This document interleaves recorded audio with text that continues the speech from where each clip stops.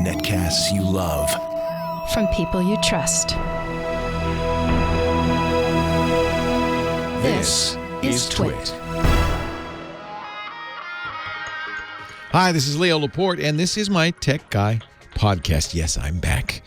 The show originally aired on the Premier Network on Saturday, September 29th, 2018. This is episode 1527. Enjoy. The Tech Guy podcast is brought to you by Capterra. Find software solutions for your business needs. Capterra is a free website with over 600 categories of business software. Visit capterra.com/techguy and get your free copy of the Big Book of Free Software. Well, hello there. How are you? Leo Laporte here, the Tech Guy. Time to talk computers and the internet and home theater, digital photography, smartphones, smartwatches, and all that jazz. Anything with a chip in it. It's tech time. Phone number here, 888-827-5536. That's toll free from anywhere in the U.S. or Canada. Outside that area, you could still call, but you have to use Skype or, something like that. 888-827-5536. Easier to remember, 8888 Ask Leo, right? Website? Yes, there's a website. What kind of tech guy would I be without a website? Frankly, I have too many websites, but the one for this show is the most important one. TechGuyLabs.com. TechGuyLabs.com. And everything we talk about, everything you hear on the radio today, will appear there in short order. And furthermore, audio and video of the show after the fact, and even your comments and suggestions. So as I have said many times, no need to yell at me. I can't hear you anyway. You just yelling at the radio is an exercise in futility. Instead, go to techguylabs.com and add your thoughts and your comments. Say, Leo, you're wrong. Or I've got a better idea. That's fine too. We want to make this, it's a free site. It's open. There's no sign up. And we'll make this a place people can go and get answers. That's all that's the main. It's not important if I'm wrong. It's important that we get the right answer eventually, and especially on that website, which will live forever. TechGuyLabs.com. There is a chat room, and you'll find a link to that chat room at the website, TechGuyLabs.com. That chat room is a great place to go and hang with other people listening to the show, mostly live, some less than, but no, mostly listening to the show as it happens. And so that's another place to get additional comments. And actually, the chat room is useful to me, too. I watch it throughout the show to get help. If help should be needed, help will be provided in irc.twit.tv. That's the chat room. Now, thanks, first of all, to Rich DeMuro, who did such a bang-up job for the last 2 weeks. I've been on vacation. Rich is the tech guy at KTLA in Los Angeles, and I know you love having him on. Don't love it too much if you don't mind. Or if you do, it's okay, but keep it to yourself. Thank you. I love it that Rich is here to do that. Makes it much easier for me to take some time off. And I had a lovely trip.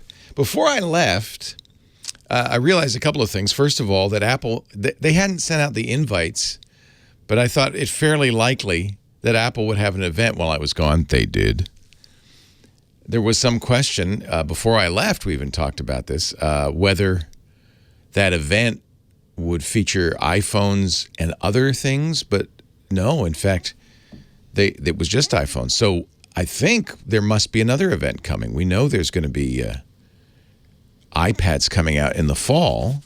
We've seen proof in iOS 12.1 in the beta that they sent out to people who are... By the way, the mic is on mute. To no. unmute it, press the button on the back of Google Home. Okay, that does it, Google Home. I'm unplugging you forever. There. Now she'll be silent. Unless she's figured out a way to operate without electricity. What was I saying? They had an event, but they didn't mention the iPads. And in the iOS 12.1 software code, there's reference to a fall 2018 iPad. So we're pretty convinced Apple will announce new iPads, probably in October, probably in a few weeks, right? They probably, or maybe, or I hope, will announce maybe new Macintosh computers too, possibly. One thing they didn't announce, they didn't even refer to, they didn't even mention at the event, was their wireless charging pad which they announced a year ago, and not only did they not say, oh, yeah, we're working on it, or it'll be out soon, or maybe next. No, nothing. Silence. The good news is you don't need Apple's wireless charging pad. There's a million other companies that make them. Perfectly good wireless charging pads. And I've been using, several. I have a fast charger from Samsung that works perfectly well with the new iPhones. I have one from a company called Tilt, T-Y-L-T. Belkin makes them. 100 companies make them. All right, not a million. 100 companies make them. Plenty of places if you want wireless charging to get it. Let me mention the new iPhones a little bit. I have a couple of them. The iPhone, this is going to be hard for me to do. You'll forgive me if I don't get it right. 10S. One's a Roman numeral, one's a letter. Sure, they both look like letters, but don't forget, the X is 10, the S is S. I have a 10S and I have a 10S Max. And I got the 10S Max about a week ago, and I've been using it all that time, and I really like it. Notably faster. As I have said in the past, if you bought a new iPhone last year, probably no reason to upgrade whatsoever. But if you have an older iPhone, this would be a worthy upgrade. I like the Max. I like the size. Don't expect a lot more stuff on the screen. It's still 6 rows of icons and a dock. Most apps, things are just bigger. On Safari, you see a few more lines of text on a website. It's more, I think, actually, Apple is more, in a way, acknowledging that there are those of us buying iPhones who are over 20 who like something a little bigger on the screen. I'm also told that the other reason for this is that the Chinese market, which has become very important to Apple, really buys iPhones essentially as a status symbol. Again, I'm told this. I'm not in China. I don't know. You can correct me if I'm wrong. But the bigger the phone, the better. It's the other reason that we think this might be the case is because Apple released a gold version. And gold, as we know, a very popular color in China, for phones especially. And they're making a dual SIM version. The SIM is your phone's brain. Brain's not the right word. It's more its heart, its personality. It's a thing that says this phone has this phone number on this network. And in China and India and other countries, it's very common to have multiple SIMs because you go a block, you may be on a different carrier. And so it's very common to have 2 carriers in one phone and choose. You can even say, I want data to come from this guy and phone calls to go through that guy. So Apple, for the first time ever, has built that into the new iPhone if you buy it in certain regions. And that, again, is for the Chinese market, I think. Why am I mentioning this? I don't know, because we're not in China, are we? But I don't know. It's interesting. It's more evidence of Apple's plans in the world. I like this phone. I think it's a very nice phone. Wouldn't recommend against it, with one little footnote, one little asterisk. This month, or October, I guess, in a couple of weeks, at some point, a third iPhone is going to come out. The XR. I'm sorry. See, I did it. I know I did it. The 10R. The 10R is everything that's in the 10S minus 2 little things. The screen is an LCD screen, much like all previous iPhones before the iPhone 10. And it's a very good LCD screen. Apple was a great pains to say, this is a good screen. Very nice. Whoa, it is a good screen. And its camera has a single lens instead of a dual lens. I don't think that's a big deal, but some might. They have to make some distinction. It'll be less expensive. That's the good news. And I think for a lot of people who are looking for a new iPhone and kind of choke, I spent $1,250 on this 10S Max. That's ridiculous. Ridiculous. So for those who say that's ridiculous, here's the good news. The 10R will be significantly less expensive. I think $750 instead of $1,000, something like that. So that sounds like that might be one to wait for. That would be my only recommendation. If you decided I might need a new iPhone, but you haven't yet chosen, and I'll get a 10R as soon as they come out. And they come in colors. Oh, isn't that pretty? 8888 Ask Leo. There's lots to talk about. I have a lot of catching up to do. What happened when I was gone? You can help me. Give me a ring. Let's talk. 888-827-5536. All right, I'm exhausted. I have to build my stamina, my talking stamina back up. I'm going to take a little break, get some coffee, and we will take your calls next. Leo Laporte, the tech guy. Thank you, Michael Cozio, musical director. Gabe Kaplan, Mr. Cotta, the worst actor ever on national television.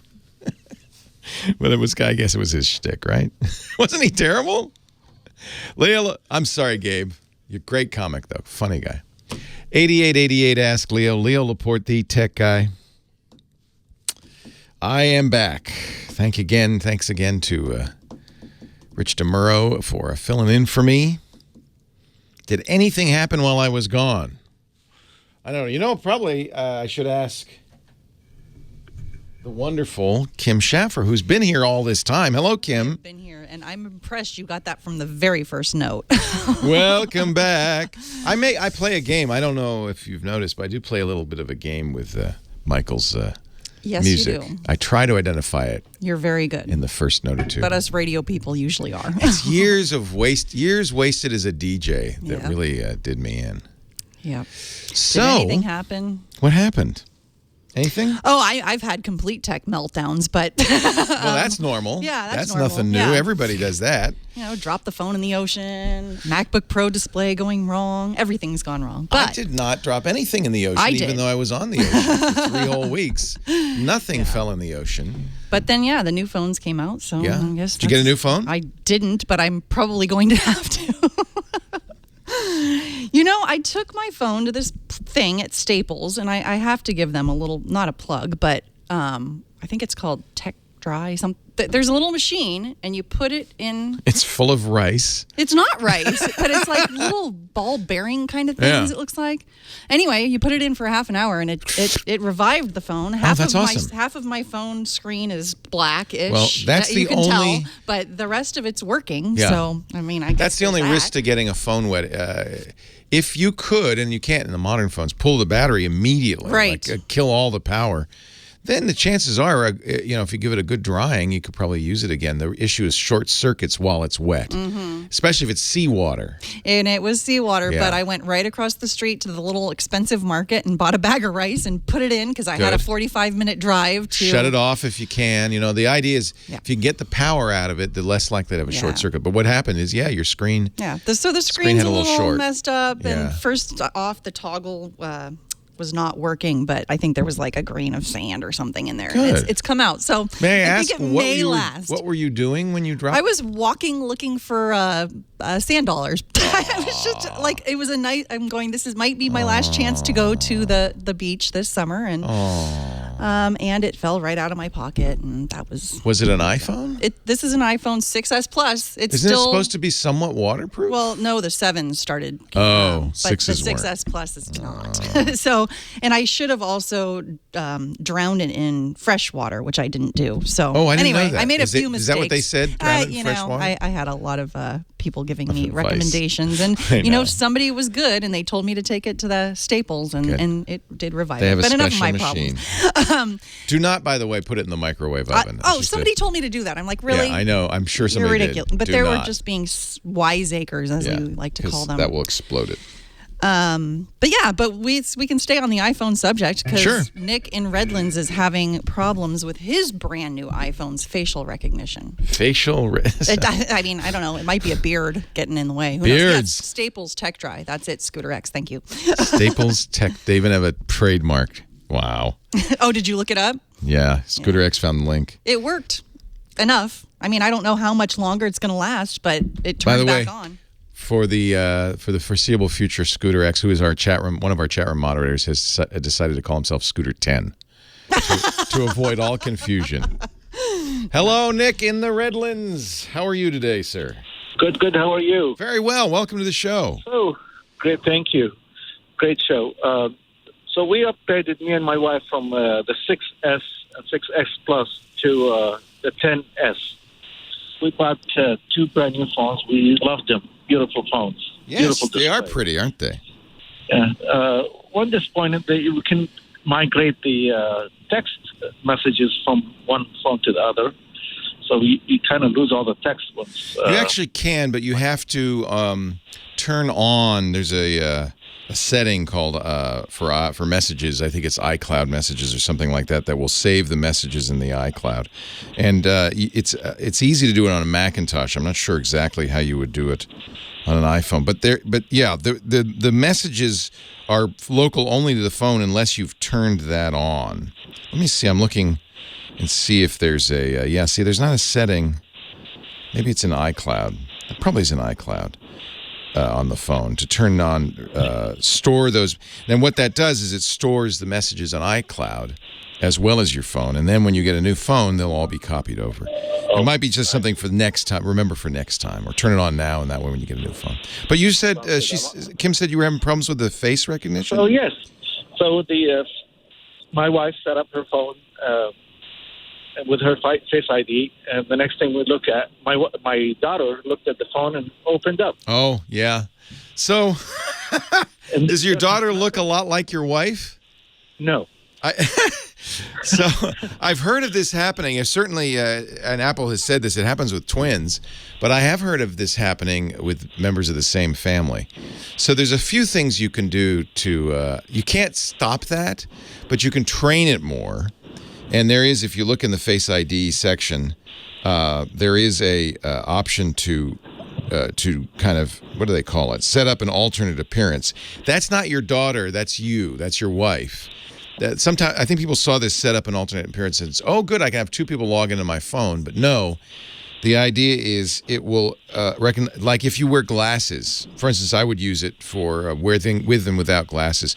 But it has the advantage of perhaps learning your wife's face better. And in theory, the Face ID gets better by itself. So maybe as time goes by and it gets used to your wife, it'll be less likely to unlock for your daughter. But that's something Apple mentioned, and I honestly miss Touch ID, because Touch ID, the fingerprint reader, was fast, it was easy, correct, and it didn't have these problems. And when Apple announced Face ID last year with the iPhone 10, they said, "Oh yeah, but Touch ID is so unreliable. All of a sudden, it's less secure than Face ID. And Face ID, there's only 1 in a million chance to be a duplicate, and Touch ID, there's 1 in 100,000 or something."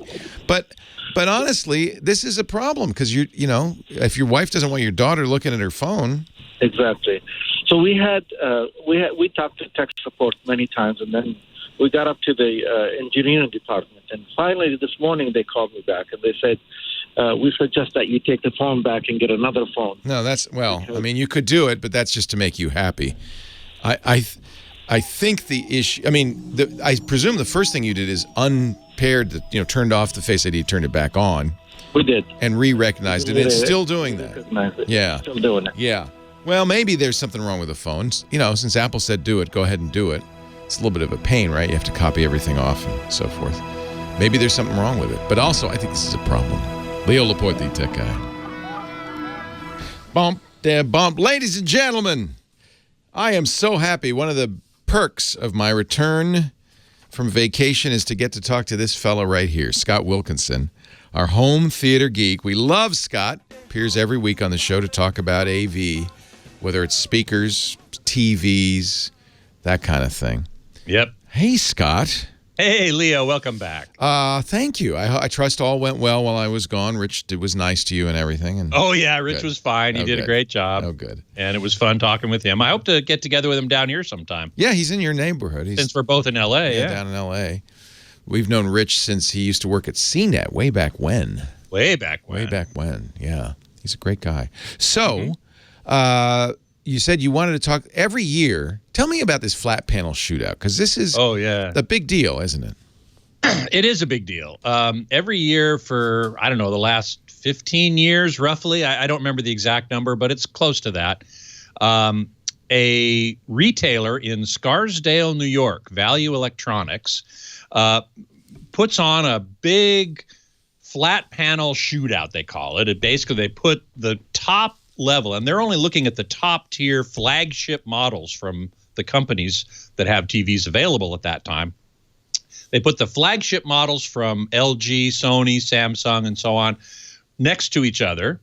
They calibrate them very carefully, make sure they're all on this level playing field, and then they invite people in, both experts from the industry and enthusiasts, to come into the store, and they evaluate these TVs and give them scores on a variety of category, of performance criteria. And then they determine the king of TV, that is, which one is the best. And so this year they had 4 TVs in contention. The LG 65 E8 OLED, which lists for about $3,500. The Sony XBR A9F, which is their latest OLED, that lists for about $4,500. These are all 65-inch TVs, by the way. Sony also has their top-of-the-line LCD LED backlit TV called the Z9F, and that's also about $4,500. And then they also had the top-of-the-line Samsung, the Q9FN, which is a quantum dot illuminated LCD TV, and that apparently the price has been reduced to $3,000. So that's quite good, really. So they put these 4 TVs up next to each other. They brought in a very well-known, trusted calibrator, Dave Abrams, to calibrate them all. Robert Zone, the owner of Value Electronics, also rented 2 Sony X300 OLED professional monitors. So this is a good point to make. Yes. Because, most of the time when people buy these TVs, they're not getting them professionally calibrated. Correct.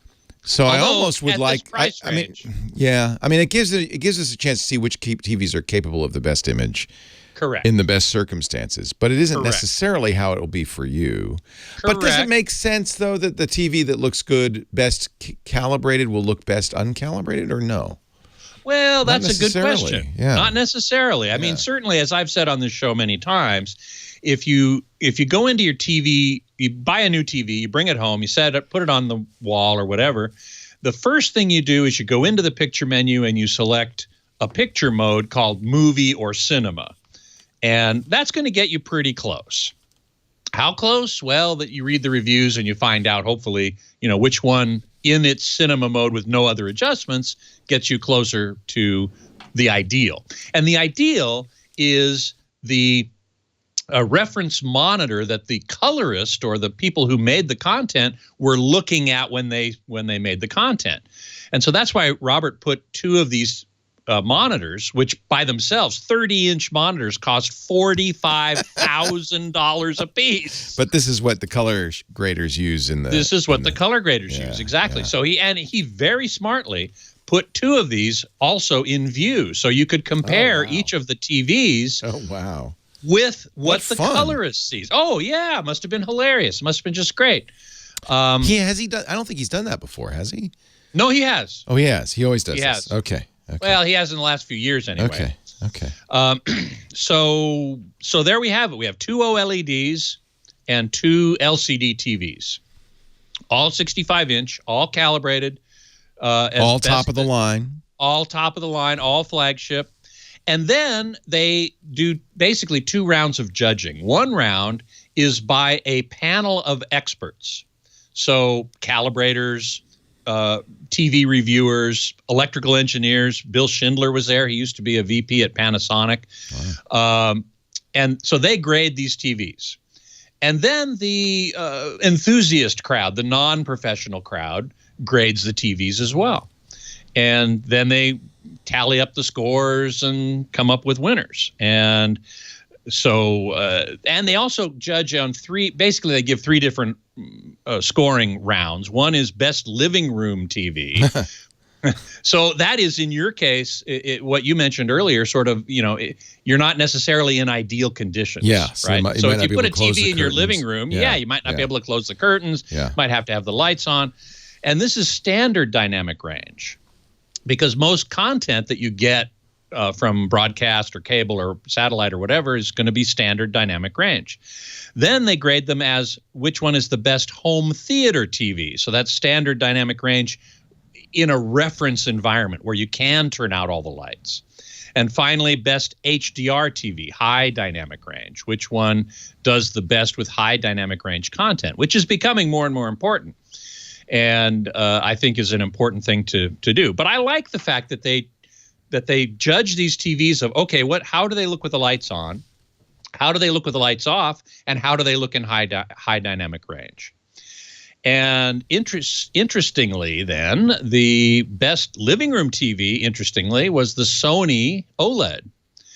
And it was also the best home theater TV, standard dynamic range in a reference environment. In terms of HDR, high dynamic range, it was a tie between the Sony and LG OLEDs. So even though the OLEDs are not as bright, the Sony LCD and the Samsung LCD are both much, much brighter than the OLEDs. The OLEDs won all three categories, and the Sony OLED was crowned King of TV 2018. I find this fascinating because really the only thing keeping LCDs in our recommendations was is for brightly lit rooms. That's correct. And price, of course. Yeah. But LCDs are generally a little less expensive. It sounds like OLEDs are not a compromise anymore, anyway. No. You can afford them. Again, if you're in a bright environment, then probably an LCD is a better choice. But they don't get as good blacks. Right. And OLED, that's where they're so they even really shine. HDR in a less light controlled situation, even then looks better. They don't seem to have looked at HDR in a ambient light situation. Right. It was only in a reference situation, which you really need, because if you're in a brightly lit situation, your dynamic range of your vision is compromised. Wow. And so it doesn't, you can't really see the advantage of HDR as well in a brightly lit room as you can in a dark room. Right. Plus the fact that, in a dark room, LCDs can get hella bright and be hurtful, be painful to your eyes. Yes. So yes. That's why I prefer watching an OLED. That and the lower black levels. Yeah, absolutely. Well, there you have it. Sounds like the Sony is the king of the hill for the first time in some time, right? I mean, I think LG's has been won the every year for the last few years, I think. Yeah, I think so. Mm-hmm. Wow. So Sony beat them out this time. Tell me the model number. A9F. Sony, and do they still call it XBR, or what are they? Yeah, XBR-65A9F. A9F. Scott Wilkinson, home theater geek. Scott at twit.tv. Leo Laporte, the tech guy. So you're going to be here next week. Next week, yep. And I'll be, in fact, in studio for this segment. Oh, good. So how fun. It'll be great fun. That's this coming Saturday. Yep. Good. I'll let John know. We'll set up a microphone. Great. Cool. Otherwise, you have to sit on the ball with me, which is kind of not. It's a little too intimate. That'd get a little crowded there. and then after the show, I'm co-hosting Screensavers. I knew that. Yeah, that's awesome. Yeah. Yay. Yeah. And we're going to talk about the laser TV, the new one. They're installing a new one. On Thursday. The new dual laser. The dual laser. Yeah. Mm-hmm. So we're going to talk about that. I wish you could see the old one first. I do too. If I get there early enough, maybe I'll get a quick chance to look at it. But I'm coming in on Thursday, so good. Well, we'll do an extended Scott segment next week then on the radio show since you're here. Sure. Yeah. Sure. Good. Sounds great. Good. All right. On Scott. Screensavers, we're also going to talk about Dolby Atmos and the new Vizio soundbars that have Dolby Atmos. Oh, fun. Yeah. Fun. We can simulate it in here. I'll shout at the top of the room. All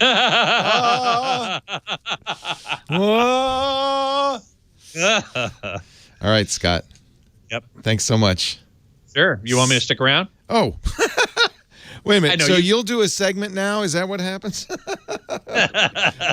Yes. The interstitials. Interstitials. I forgot all about it. Yes. Let me hear. You've been gone a while. It's all yours, my friend, and I'll set up your special camera in just a sec here. Yeah, thank you.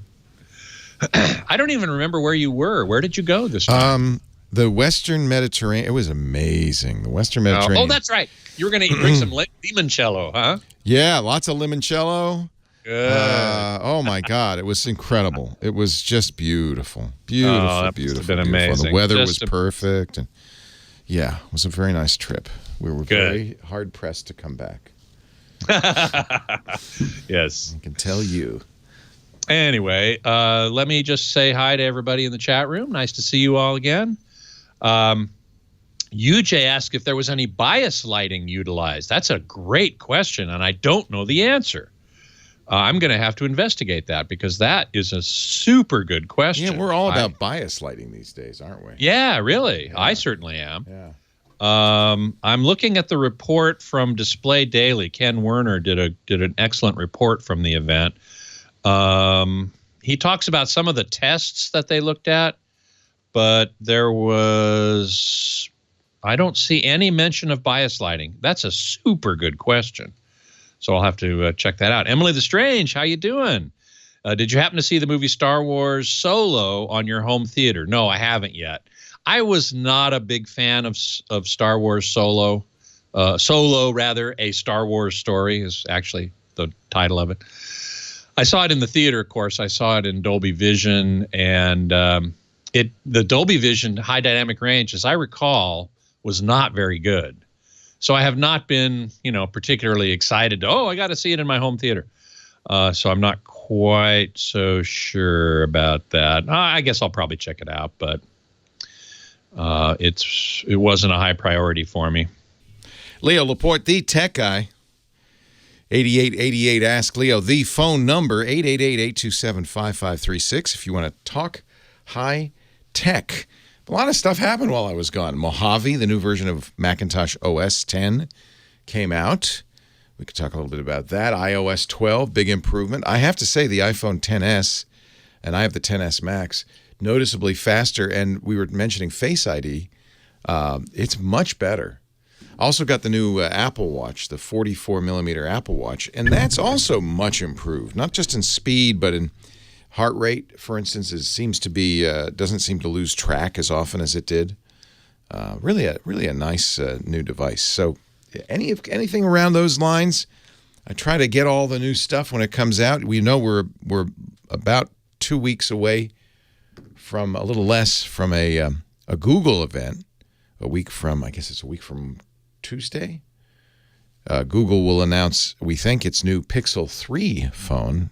That'll be interesting, too. I'm a fan. I brought both the Pixel 2 XL and the iPhone 10 on my trip and took a lot of pictures. Remember, I don't know if I mentioned it a couple of times, but you may remember I was doing a little experiment. Our photography guy, Chris Marquardt, suggested that I only bring one camera and one lens. Normally I have a fairly hefty kit that I carry with me on my vacations because I'm a not very good, but avid amateur photographer. And so I like to, have all my tools at my disposal. So I brought a little tiny toolkit this time.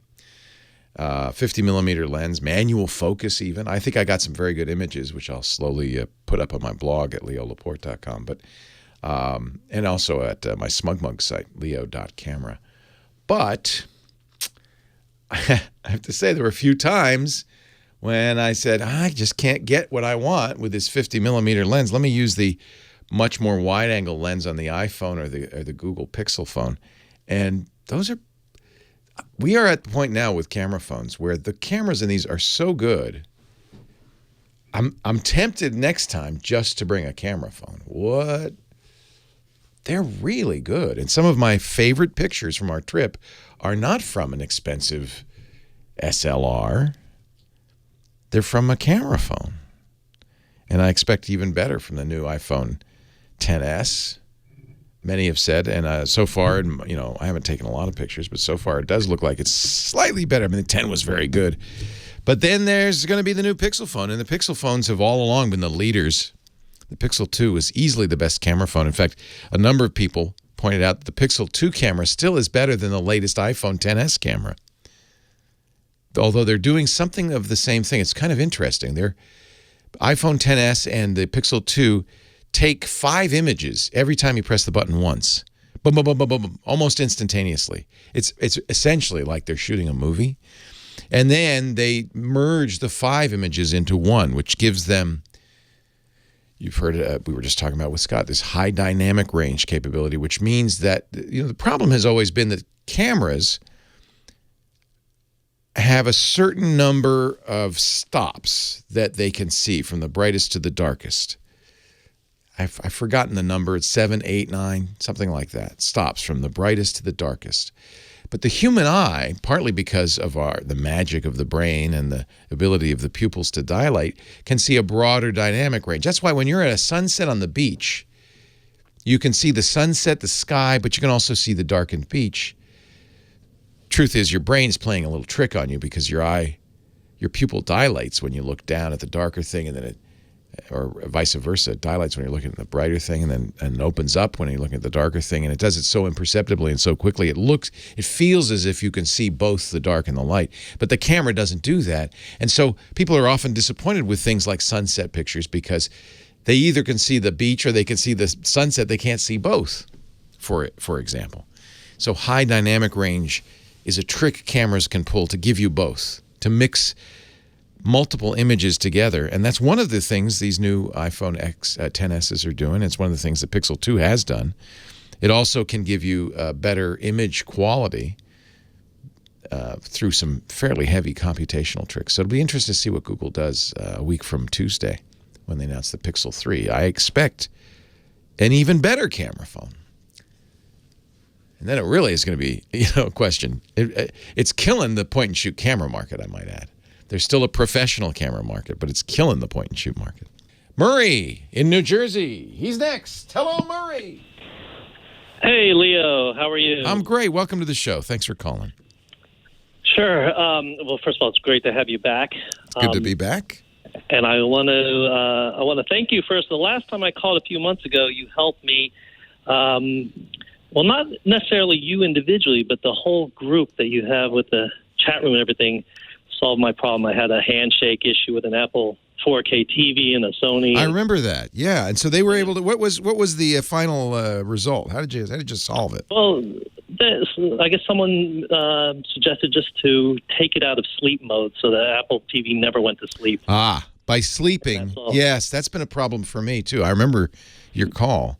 I'll try it at home too. Yeah, because when it goes to sleep, the handshake goes away, and then it can't wake up properly. So that's all the problem. Perfect. I'll do that at home. Thank you. Now I have another problem. Okay. So I'm laughing because Sony, I'm sure the people at Sony are really happy to hear Scott's report. Yeah. They're not going to be so happy after I'm done. Uh-oh. So I have a Sony, it's a XPR, X930D. Okay. It's a 4K HDR. It's only a little under 2 years old.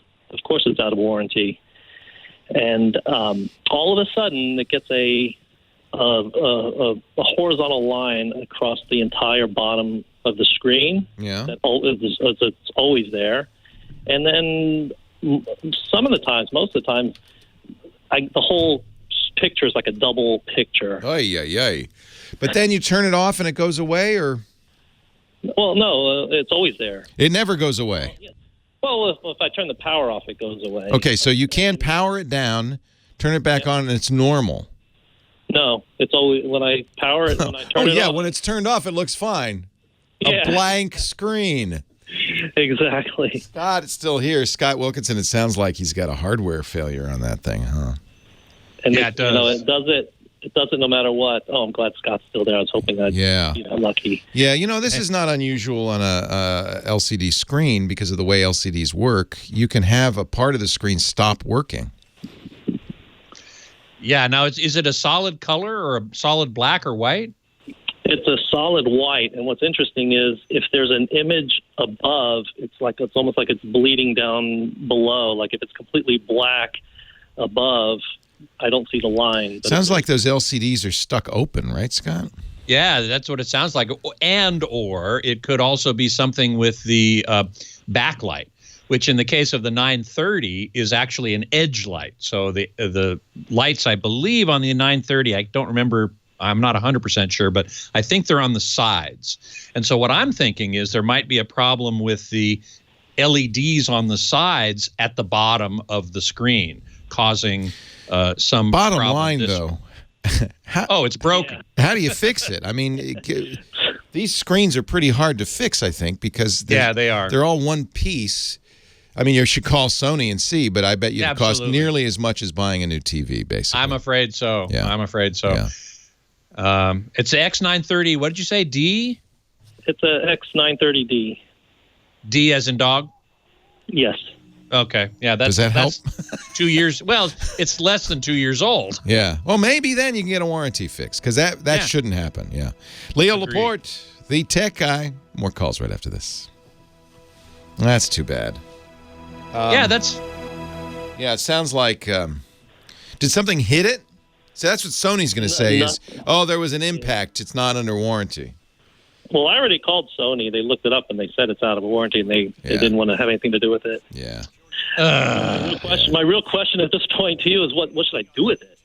I already went out last night and bought a Vizio. Oh, good. That's probably a better TV. It probably is. That's right. And for a lot less money.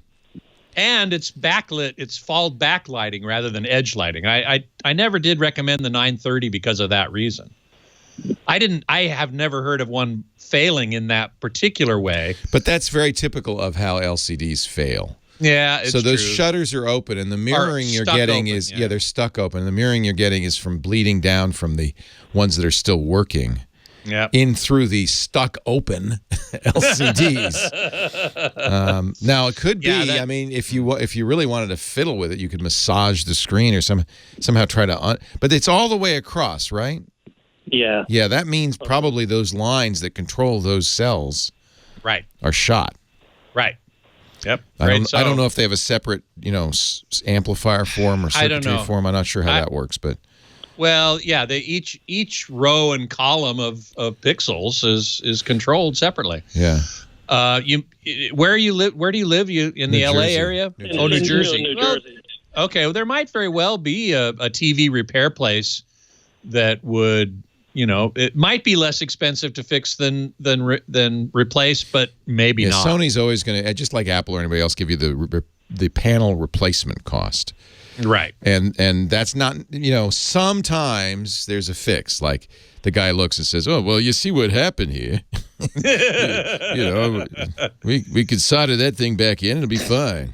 If it were a power supply problem, then that's probably worth fixing. Well, I'm guessing like the fact that problem. But I'm guessing that since a chunk went out, that there may be a separate, separate somethings controlling these chunks, and what are called driver circuits. Yeah, like a driver. Maybe that driver circuit got unplugged. Maybe it just fell out, and the guy opens it up and goes, "Oh, well, I see your problem right here." Plugs it back in, and it's fine. Yeah. Yeah. It's worth possible. Yeah, it's worth investigating. What you don't want to do is replace the panel. Your Vizio is less than the cost of panel replacement on that TV. Correct. That's right. Yeah. Which Vizio did you get? Just out of curiosity. I think it was the P series. Excellent. Good. Yeah, those are great and cheap. Yeah, cheap. Great and cheap. Can you imagine that? Amazing. Murray, I'm going to let you go, Murray. Thank you. Because I want to go get a cup of coffee for National Coffee Day. Oh, is today National Coffee Apparently, Day? I've just been informed. And I'm going to go get a cup of coffee, and you get to take control. Thank you. Thank you. Hey, everybody. Nice to be here with you. Moo has been asking about TVs. He, I assume, doesn't really like Sony or Samsung. Much prefers LG and Panasonic, and doesn't trust Sony or Samsung. And that last call might be evidence, certainly anecdotal evidence to support not trusting Sony. I will tell you this, though. I have a the first generation Sony OLED. It's been flawless, hasn't been a problem at all. So there's another piece of anecdotal evidence. You got to remember, this is all anecdotal. Anyway, he's asking about entry-level 4K Panasonic or LG TVs. Now, I don't know where you live, but Panasonic does not sell TVs in the U.S. anymore, only in Europe and possibly in Asia. I don't know that for sure, but I do know they sell them in Europe. I think Asia as well, but not in the U.S. So those of us who live in the U.S., we can't get Panasonic TVs. Now, Panasonic OLED TVs have been sold in Europe and possibly Asia for a few years now, and they're very highly regarded. So there's interesting. There's another shootout, flat panel shootout, and I really don't like that word either. Face off, I would prefer to call it, in England. HD TV Test, I believe, is the website that does that. And they always have a Panasonic OLED in the mix, and it usually wins. So unfortunately, if you're in the U.S., you won't be able to find a Panasonic, but you will be able to find an LG. Now, he says he wants a 42-inch display, so that's not going to be an OLED. Smallest OLEDs are 55 inches, and that's certainly what I would recommend if you can go large enough to get a 55. An LG OLED is the TV I certainly recommend. And the B series, I'm going to look that up here real quick. Well, I would start with the C series, and you're probably talking about under $3,000. That's still a lot of money, I know. I'm going to see if I can find out what the price is on an LG C8 price. Let's see what it says. So let's see. We're talking a C7. Okay, so C8. Yeah, we're in the close to the $3,000 range. So it ain't cheap, but it is superb. So at 42-inch, you're looking at an LCD TV. I generally don't like LG LCD TVs. Sorry. I would say get a Vizio, because even at 42 inches, it's what's called FALD, full array local dimming. The LED illuminator devices are actually behind the screen. We were talking before about the Sony X930, where the LEDs are around the edge. That's called edge lighting, as opposed to full array local dimming backlighting, or FALD backlighting. And I always prefer FALD over edge lighting. And the LGs, except possibly the super top of the line flagship LG LCD TVs, are all edge lit, as I recall. Therefore, I do not recommend getting them. Vizio certainly makes 42 inchers. All of their TVs, every single one, is FALD. I guess the very lowest end don't have local dimming, but they still have full array backlighting. But I don't remember whether the P series has a 42 inch, goes down to 42 inches or not. Marsworm here, getting back to his question about the TV repair. Best Buy has a TV repair program, so you might check that out. Let's see. Kay Lou is saying, my friend has a 77-inch Sony that started getting black dots that look like sand grains. Ooh, after a year. Wow. He was distraught, but Kay Lou found a firmware update that fixed it. Wow. Yeah, that's pretty amazing. I don't think I'd ever heard that before. Maybe it was a 75-inch. And was it an OLED, or it was probably an LCD?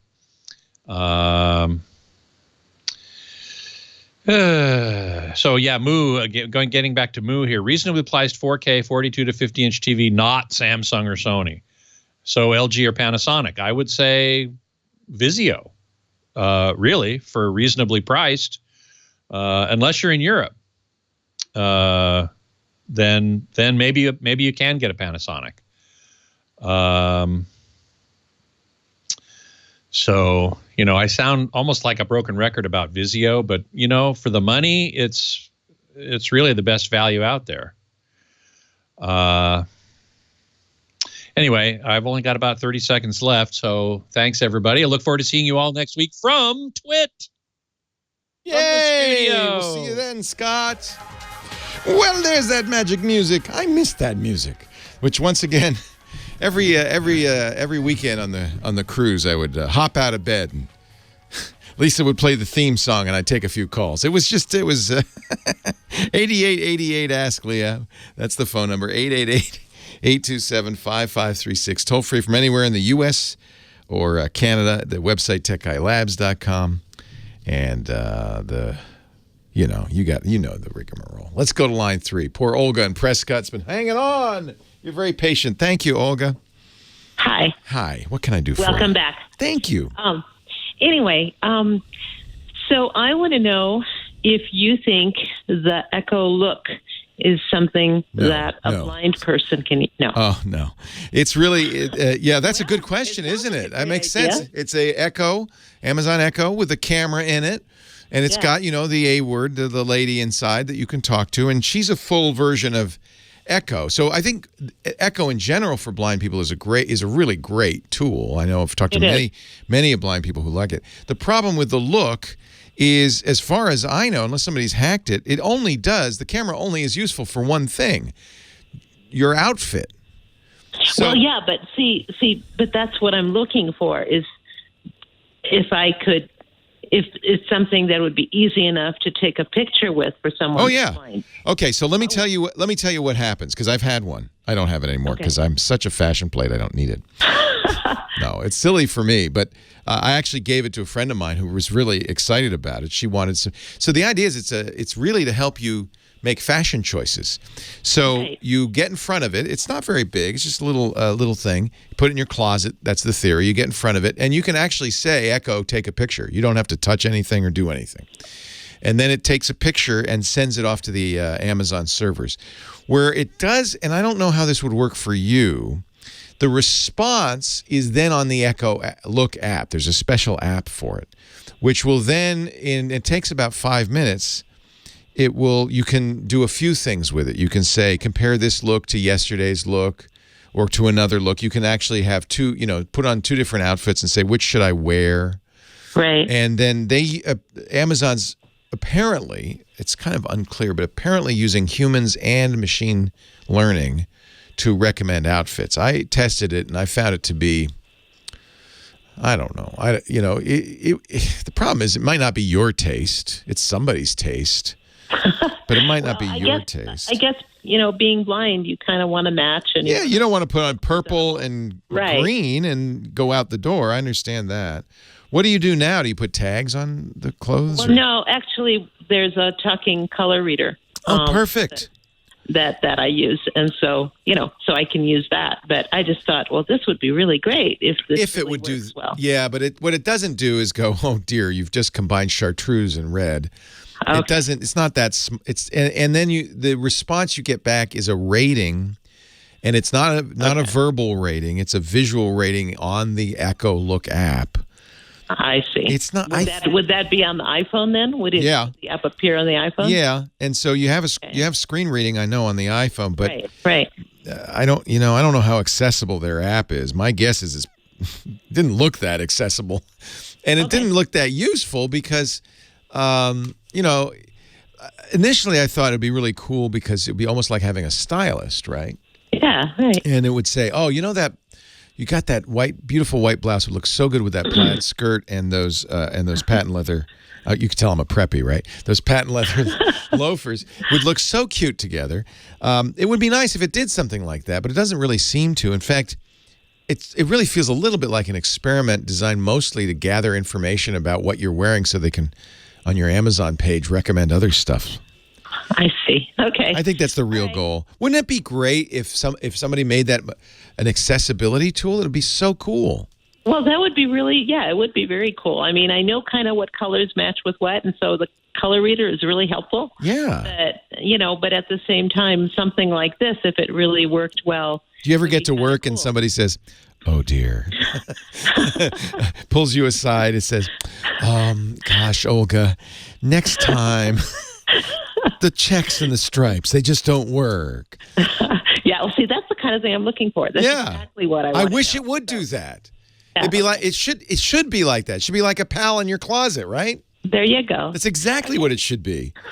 But well, thank you, Leo. Yeah, it's not. I'm sorry. Thank you for asking. It's not very expensive, and I think it's no longer. You had to get an invitation to get it. I think they're selling it now. They announced. What did they announce? 70 new products. Some ungodly number of new products, none of which are yet available, including a microwave oven. But here's the good news. Really, what Microsoft? Okay, it's not Apple, Leo. It's not Microsoft. Oh yeah, Amazon. What Amazon announced? It's confusing these days, isn't it? Is not all of those individual products. I think some of the news coverage of Amazon's announcement missed the real point of it, which is that they announced a platform, a bit of hardware that they're selling for other people to integrate into their devices to give them echo capabilities, voice recognition, and intelligence capabilities. And the microwave oven, for instance, was as much an example of what you might want to do as an actual product. So they got a lot of attention. Amazon makes this voice-activated microwave oven. But that wasn't the point.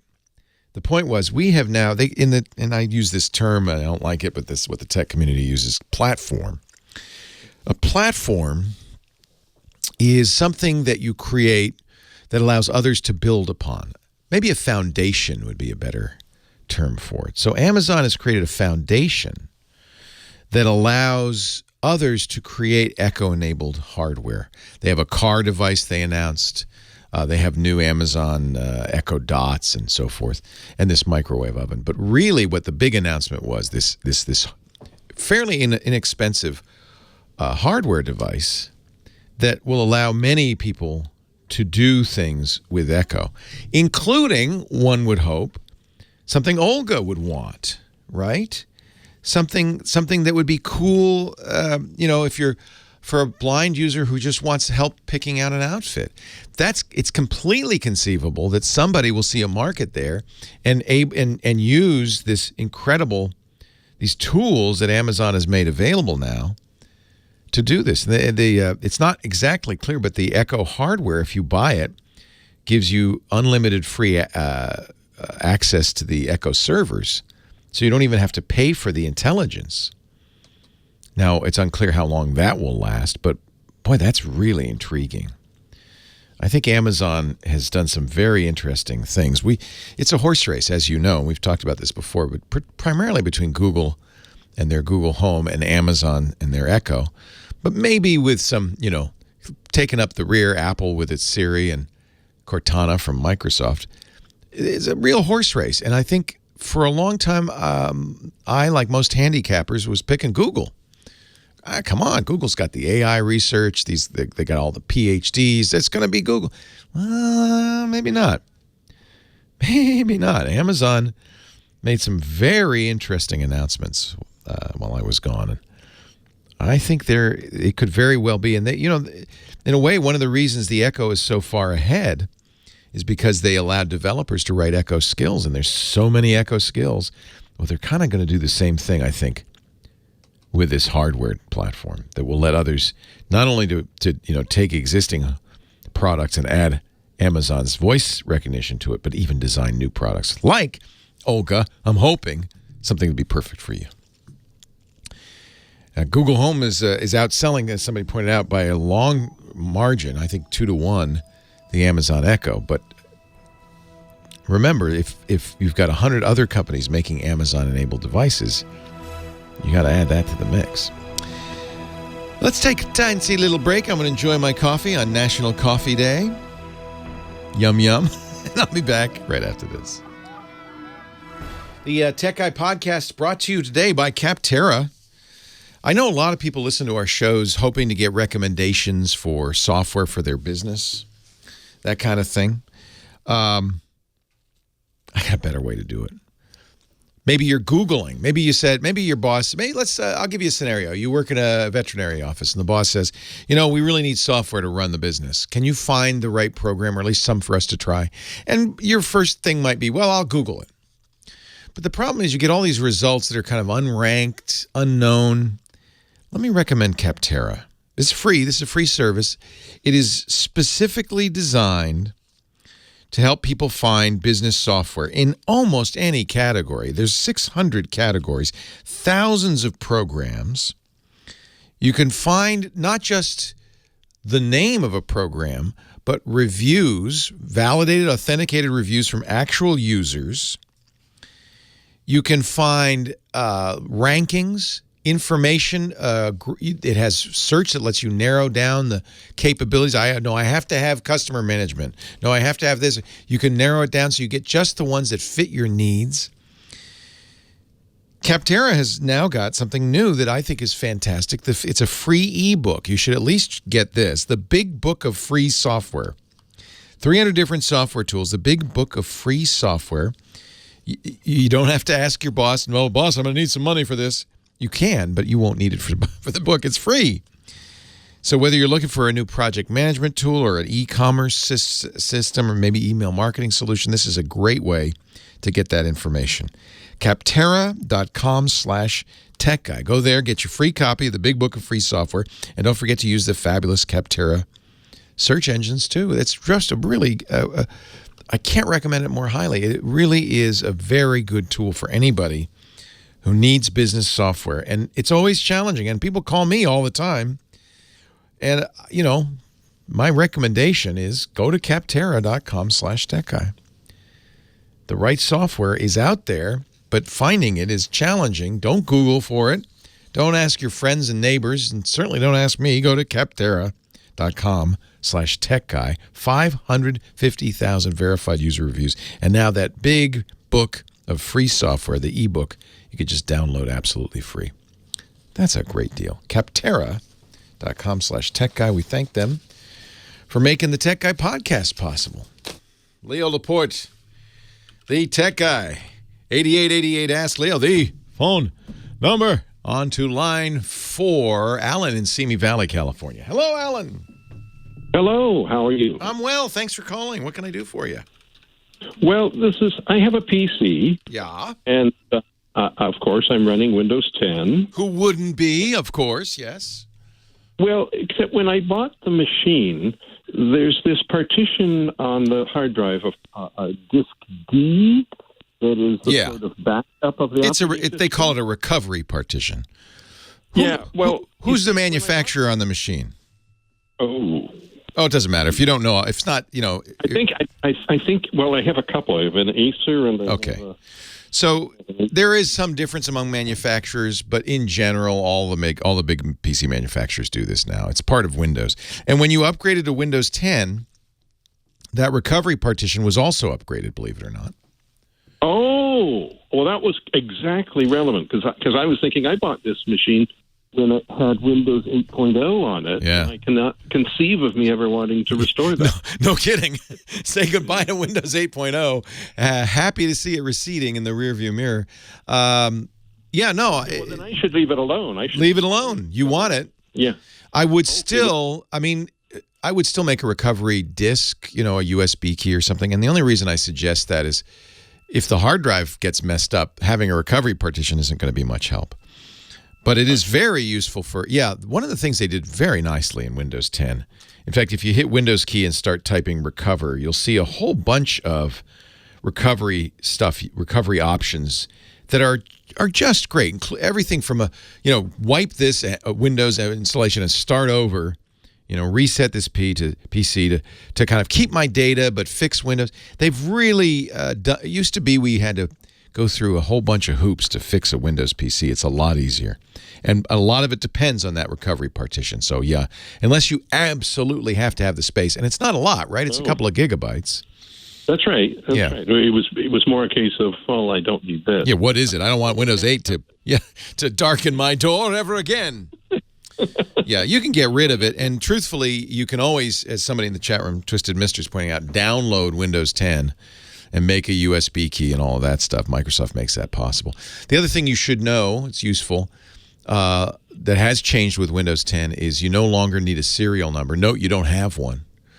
Right. Because once Microsoft sees that a machine is upgraded to Windows 10 or has installed Windows 10 and is authenticated, it will, for thereafter, automatically authenticate. So great. It's great. You could wipe the drive and start over, and you wouldn't have to download. You wouldn't have to enter a key. So that's why people sometimes say, "Yeah, get rid of the recovery partition." I find it useful for repairs, so I would keep it there. Sure. Yeah. Does it get updated with the? It sure does. Weekly update? Yep. It does. Okay, yep. Great. That's terrific. Okay. Thanks for the call. Great question. I think a lot of people say goodbye to Windows 8 with relief. Thomas, Costa Mesa, California. Hello, Thomas.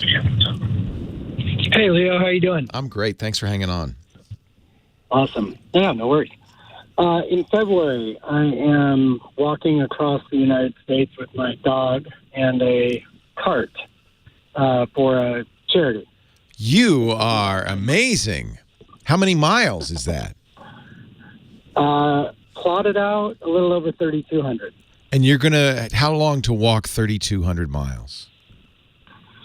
Well, I turned 50 this year, so I'm giving myself 9 months. Younger folks can do it in about 7. Yeah, but why hurry? Why hurry? Why hurry? You want to see stuff along the way. Exactly. How fun is that going to be? Yeah, it's going to be great, and the charity is awesome. What's the charity? Who are you doing it for?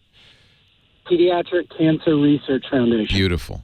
So people, friends, and family, and even strangers will pledge money for your walk? Oh, I hope so. Yeah. That's the goal. Do you have a website yet so I could send people there? I do, yes. It's movingonwest.com. Movingonwest.com. Good name. Yeah. Well, how fun. What can I do to help you? This is good. And by the way, as you're doing it, I hope from time to time we can hear from you and you can give us an update. Yeah, I'll chime in. That'd be awesome. Oh, it'd be so much fun. My goal is to record as much of it as I can in video and do some stuff. I'm not really good with all that stuff, and I was going to get a GoPro or all that. And I think I've kind of decided just to bring my iPhone 10, a DJI gimbal, and I have an iPad Air 2.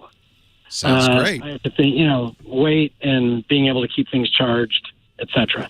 Well, and you don't, honestly, I mean, yeah, okay. If you were going to say to me, okay, Leo would be the ideal situation, and it really does depend on what you want to put up on the website as you go. I mean, you could bring a GoPro Fusion and shoot 360 video, and by the way, stabilization is built into the editor. But then you also need to bring a fairly hefty computer because you have to render the video. I mean, it's a pain. Whereas if you just shoot it with your phone, you can post it right from the phone onto your page or Instagram or YouTube, and it's fine. It's very good quality. So exactly, and that's where I'm headed. My question is storage. I'm going to put up mini clips on the website and stuff, but I want to store a bunch more video with the hopes of, I don't know, maybe making a little documentary or something for myself when I get back. And what's the best way to store that much video out on the road with? I would just buy a little iCloud storage.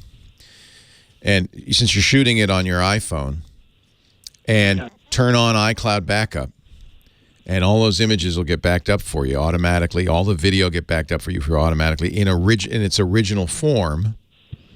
And when you get home, you've got it. And now, right now, Apple doesn't charge a whole lot, I think, for iCloud storage. I pay $1 a month, I think, for 200 gigabytes. And I think that would probably cover a lot of ground. Oh, that's I don't know if that would. That's perfect. Yeah, and I don't think that would.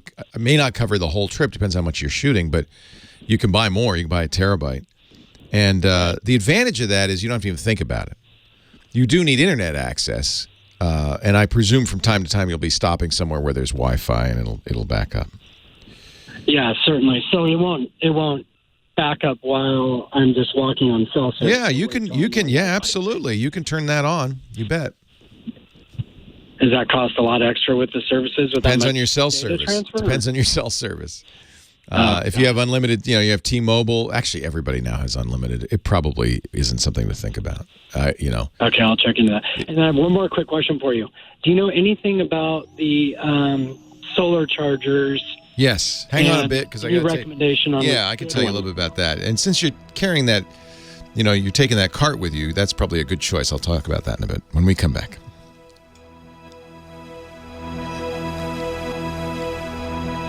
So $10 a month for 2 terabytes, which would almost certainly be enough to cover your entire trip.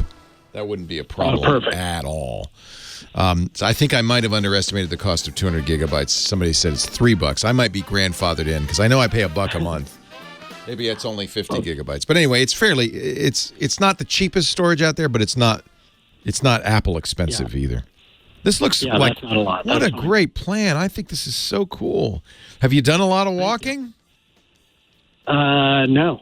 What are you going to do to train for this? I'm training. Yeah. So you're just training. And are you training with somebody who's done this before, who has some experience? Yeah, I am, and it's been phenomenal. I've talked to a lot of people who did it. I'm actually talking to 2 guys who are in the middle of doing it right now. Oh, perfect. So that helps. So that's good. That helps. And I've got a trainer. You have to train Wink, too. As you're bringing Wink? Oh, yeah. He walks every day with me. Probably between 5 and 10 miles a day in training, but we'll hit about 20 miles a day on the road. Wink's a German Shepherd, he looks like. This is a dream, I bet you. I'm pretty stoked about it, yeah. And I'm looking on your website, you have your route, but tell the folks who are listening on the radio, given 9 months, you probably don't want to go too far north.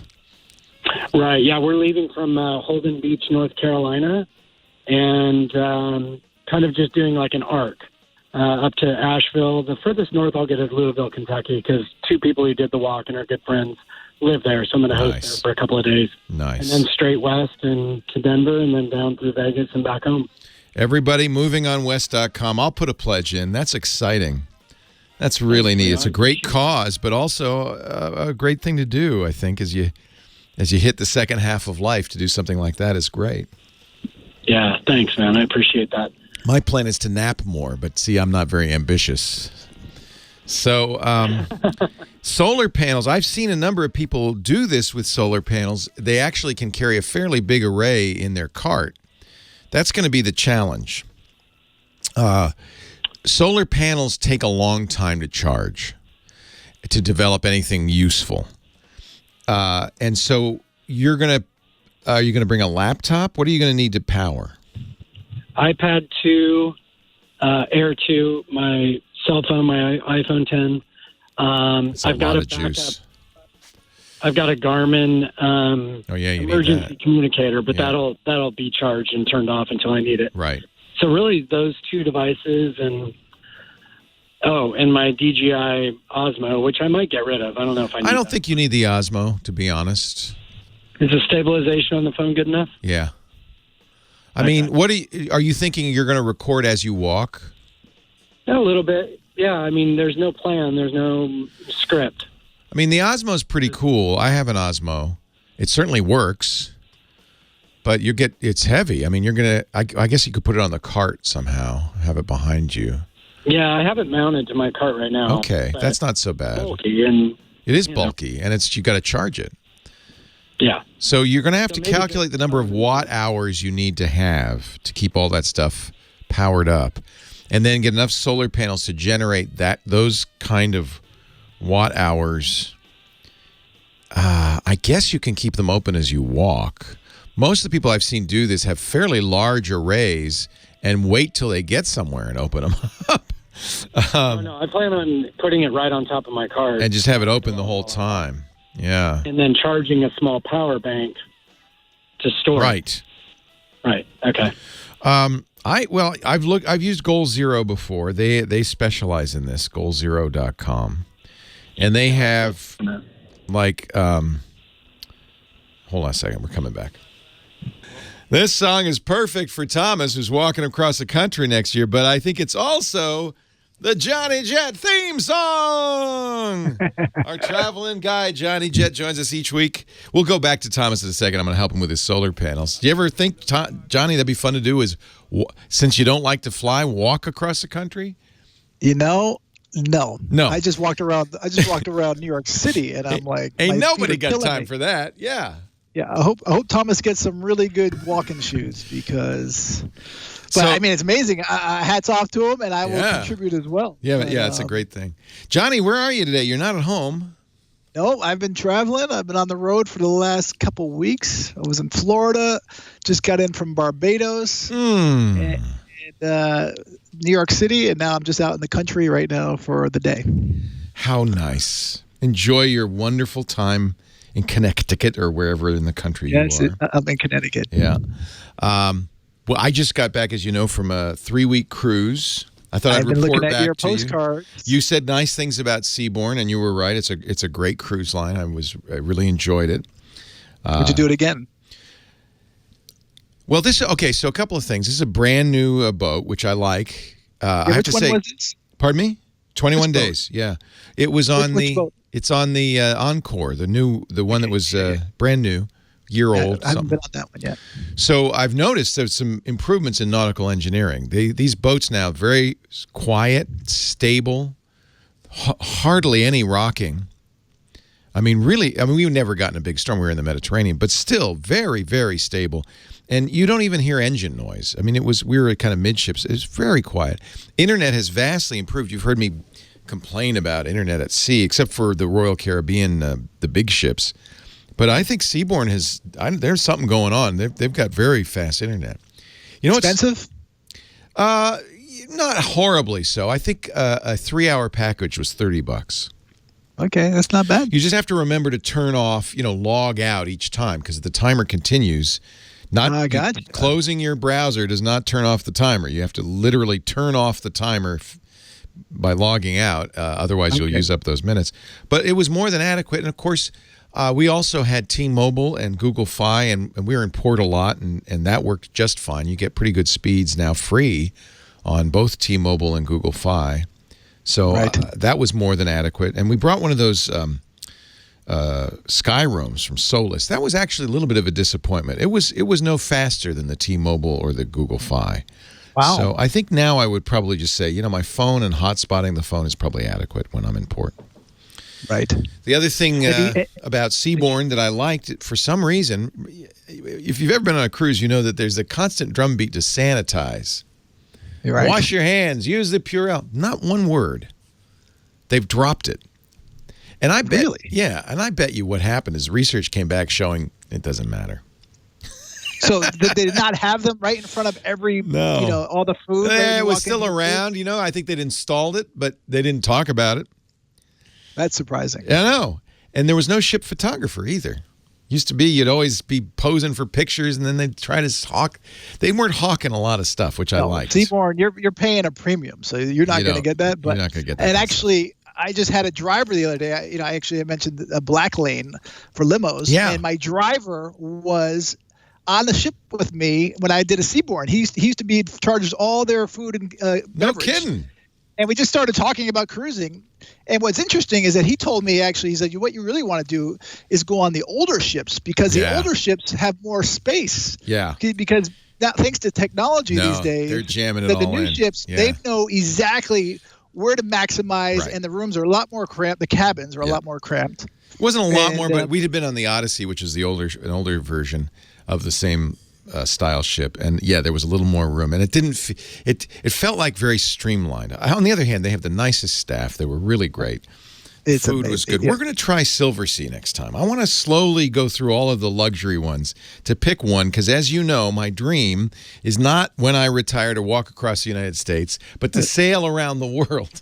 I'm with you. I need to make enough money so I can do it too. That's not cheap, but it's 5 years down the road at least. But we're saving now. I don't think you're going to find better than Seabourn, but I'll be interested to hear. I like Seabourn. It'll be interesting. I like Regent, Seabourn, and Silversea. I'm going to pick one of those three, I think. Okay, good. Well, anyway, that's my report back to you. I know you're interested, and of course. I mean, I'm definitely. And I was checking out some of your postcards you put on Google Plus. And I mailed. So this was crazy because right before I left, I killed Facebook, Instagram, Tumblr, and Twitter. I killed them. I see that. Yeah. And I said, I am not going to do those. Lisa did, by the way, so you can follow her on Instagram or you can follow her on her blog, Life of Lisa.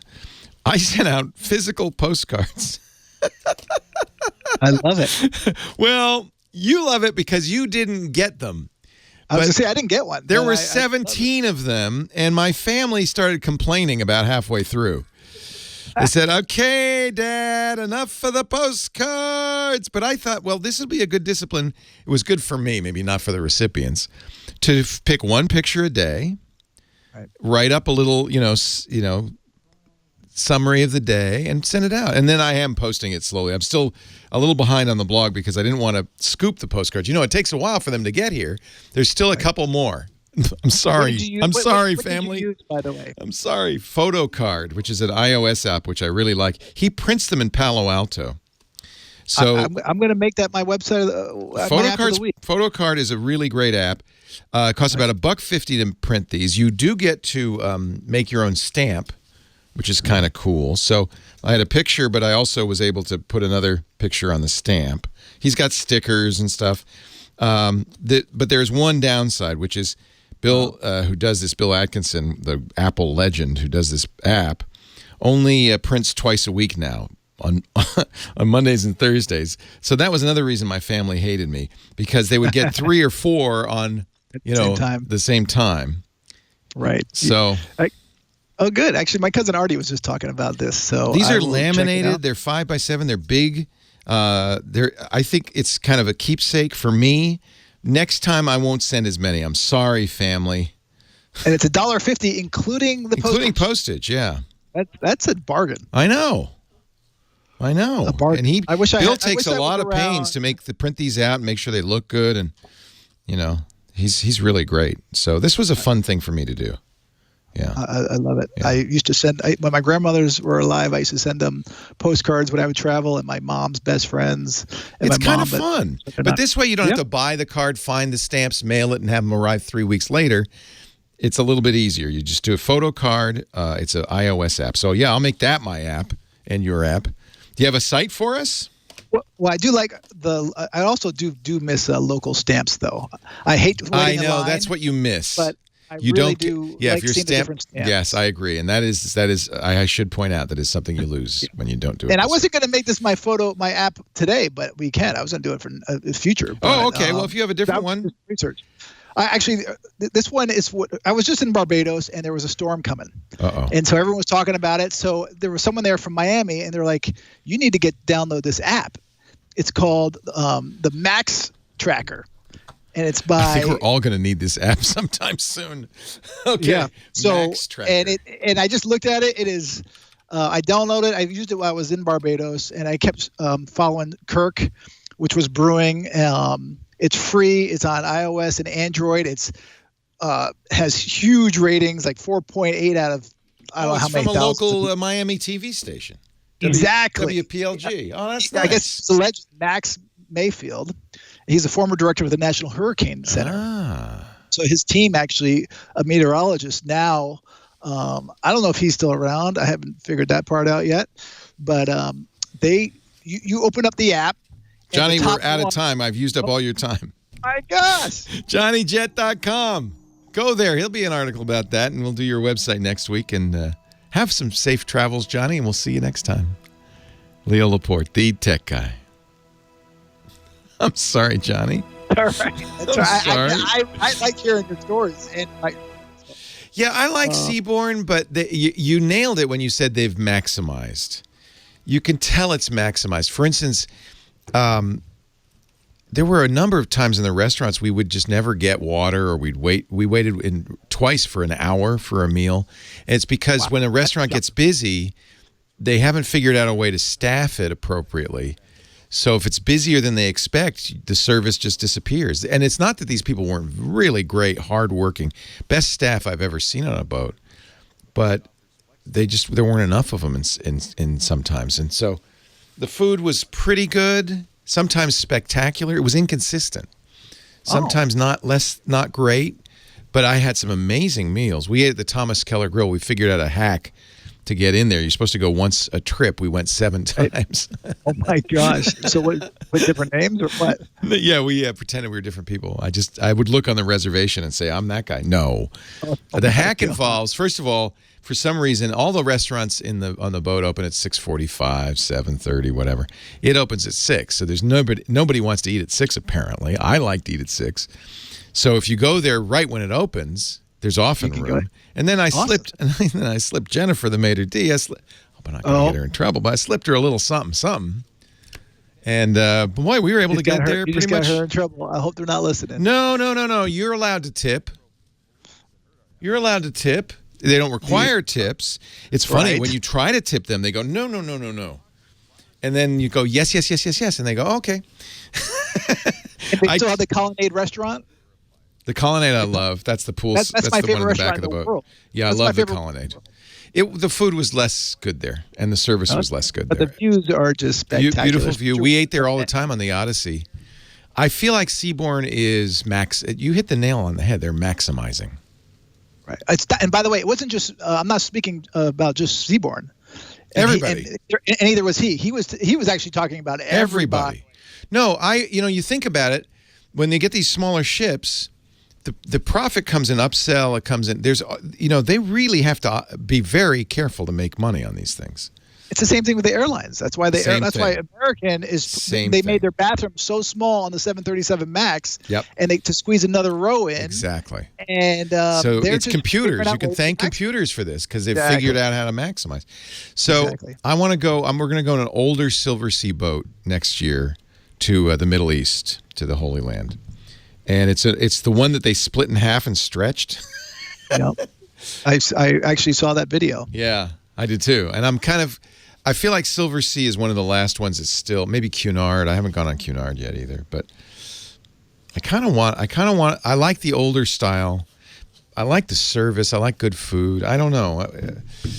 They had the enrichment was terrible. They hired some guy who just was, basically showing YouTube videos. That was disappointing. Wow. I'm scheduled to go on 3 cruises next month. Actually, all on Seaborn or? No, none of them on Seaborn. Oh. No, I love Seaborn. I loved it the first time we did it. I loved it, but you can feel the. It's interesting, but it's aimed at seasoned travelers. It's not aimed at it's not there's bingo on the deck crew. Oh, yeah. So I like that. I think that's why they got rid of the hand washing. They figured you're grown-ups, you'll wash your hands. Right. They still do that on the big ships. They have to probably. It's the first time I've ever sailed that they didn't. Will spread like that. So well, I know. I hope. One woman did get sick, and they quarantined her immediately. You can't leave the cabin. Yeah. So anyway, I will share more with you at another date. All right. It's great to see you, Johnny. I missed you. See you, buddy. Take care. All right. See you. Next time you get the postcards. Good. I should have sent them to you. I don't know why I didn't. I didn't have your address. That's why. Leo Laporte sending a message in a bottle. Well, they wouldn't have fit in a bottle. They're kind of big. 8888 Ask Leo, the phone number. We were talking to Thomas, who is planning a voyage of a different kind. He's walking across the country next year, 3,200 miles. You can visit his website. He's doing it to support pediatric cancer research. MovingOnWest.com if you want to make a donation. And Thomas, you were asking about solar panels. So you're charging an iPad, a MacBook Air, an iPhone. No MacBook Air, just the phone and the iPad. Oh, that's not too bad. The thing to calculate is how many watt hours you need, right? And so that's going to be based on the amount of wattage you need each day to keep those devices working. And you can easily figure that out from what their charging demands are, and then figure out something that will give you those many watt hours. You said you're going to mount it on the back of your cart, so it's going to, as long as it's sunny, it's going to be picking up juice all the way as you're walking, right, during daylight hours. Yeah. Are you camping, or are you? Where are you going to stay? Yeah, camping most of the time. Okay. Yeah, probably 90% of the time. Okay. Got a couple friends that are letting me stay at their house a few nights. So you'll get a lot of daylight. Oh yeah.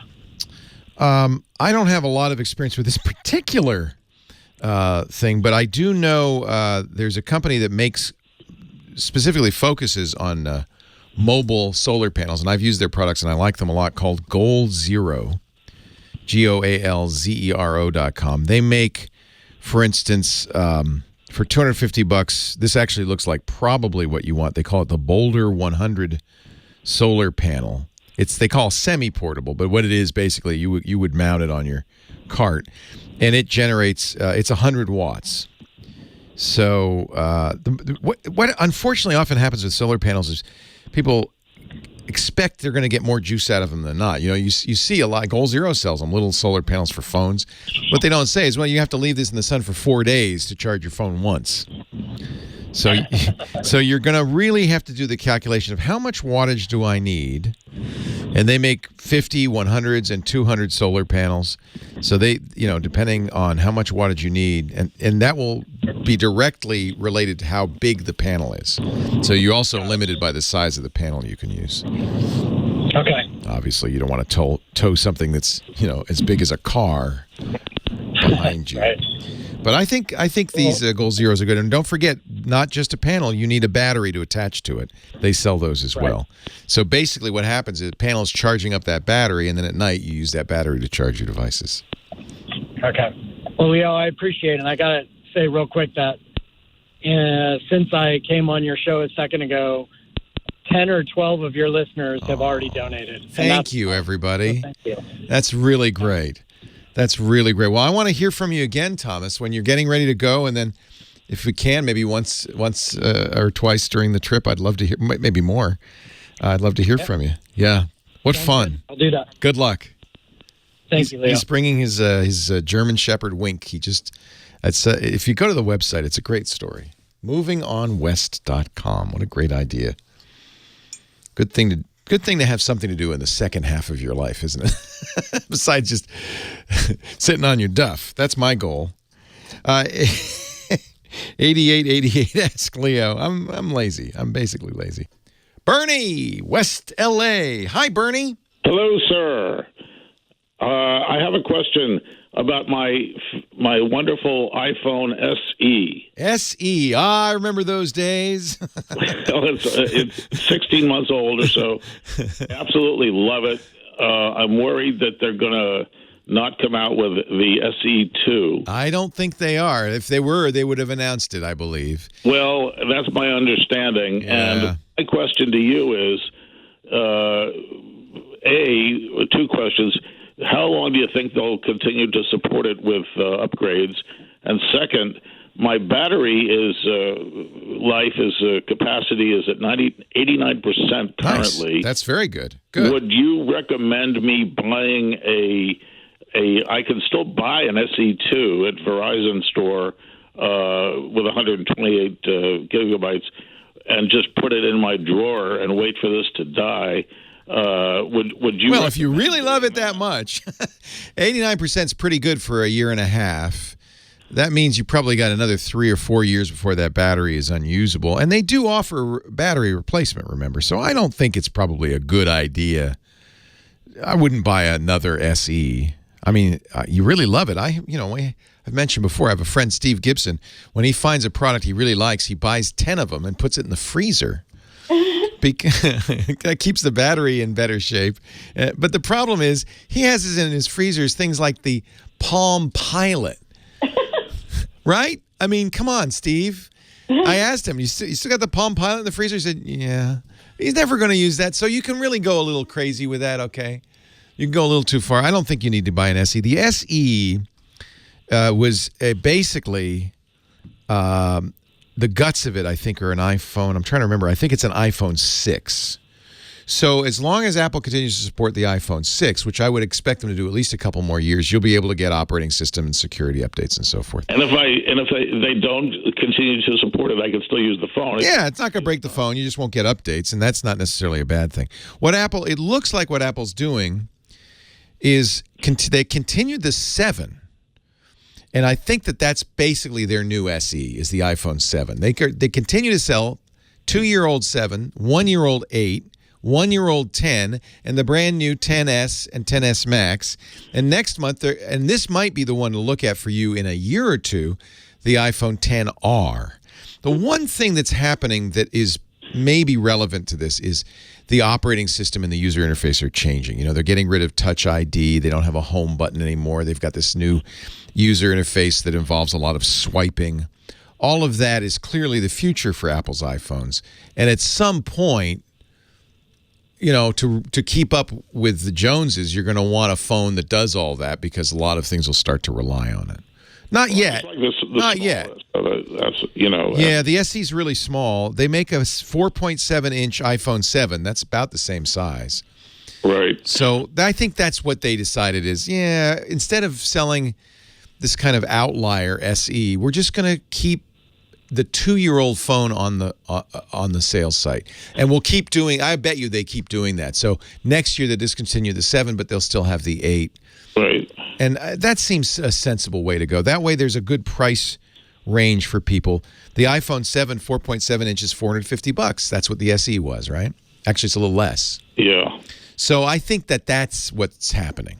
So I should just hang tight. And, yeah. Okay. You know, investing in today's technology is almost never a good idea because it's going to change in unpredictable ways. And when you got 2 more years out of that SE, no problem. Easy. Probably 3. Yeah. 3 years from now, who knows what's going to be out there? That's right. I just love iPhones. Well, good news. The small ones, anyway. Yeah. And I think you're not alone. I don't think Apple will ever stop making these sub 5-inch iPhones. They want to make big ones because there's a market for it, but they know that there's also a very good market. They know because they've got the sales figures. I don't think you have to worry about that. The SE is almost certainly gone. We thought they might do an SE2. Instead, it's my guess that's the role the iPhone 7 plays in the lineup. And next year it'll be the iPhone 8. Leo Laporte, the tech guy. Let's take a break. We'll take more of your calls at 8888 Ask Leo right after this.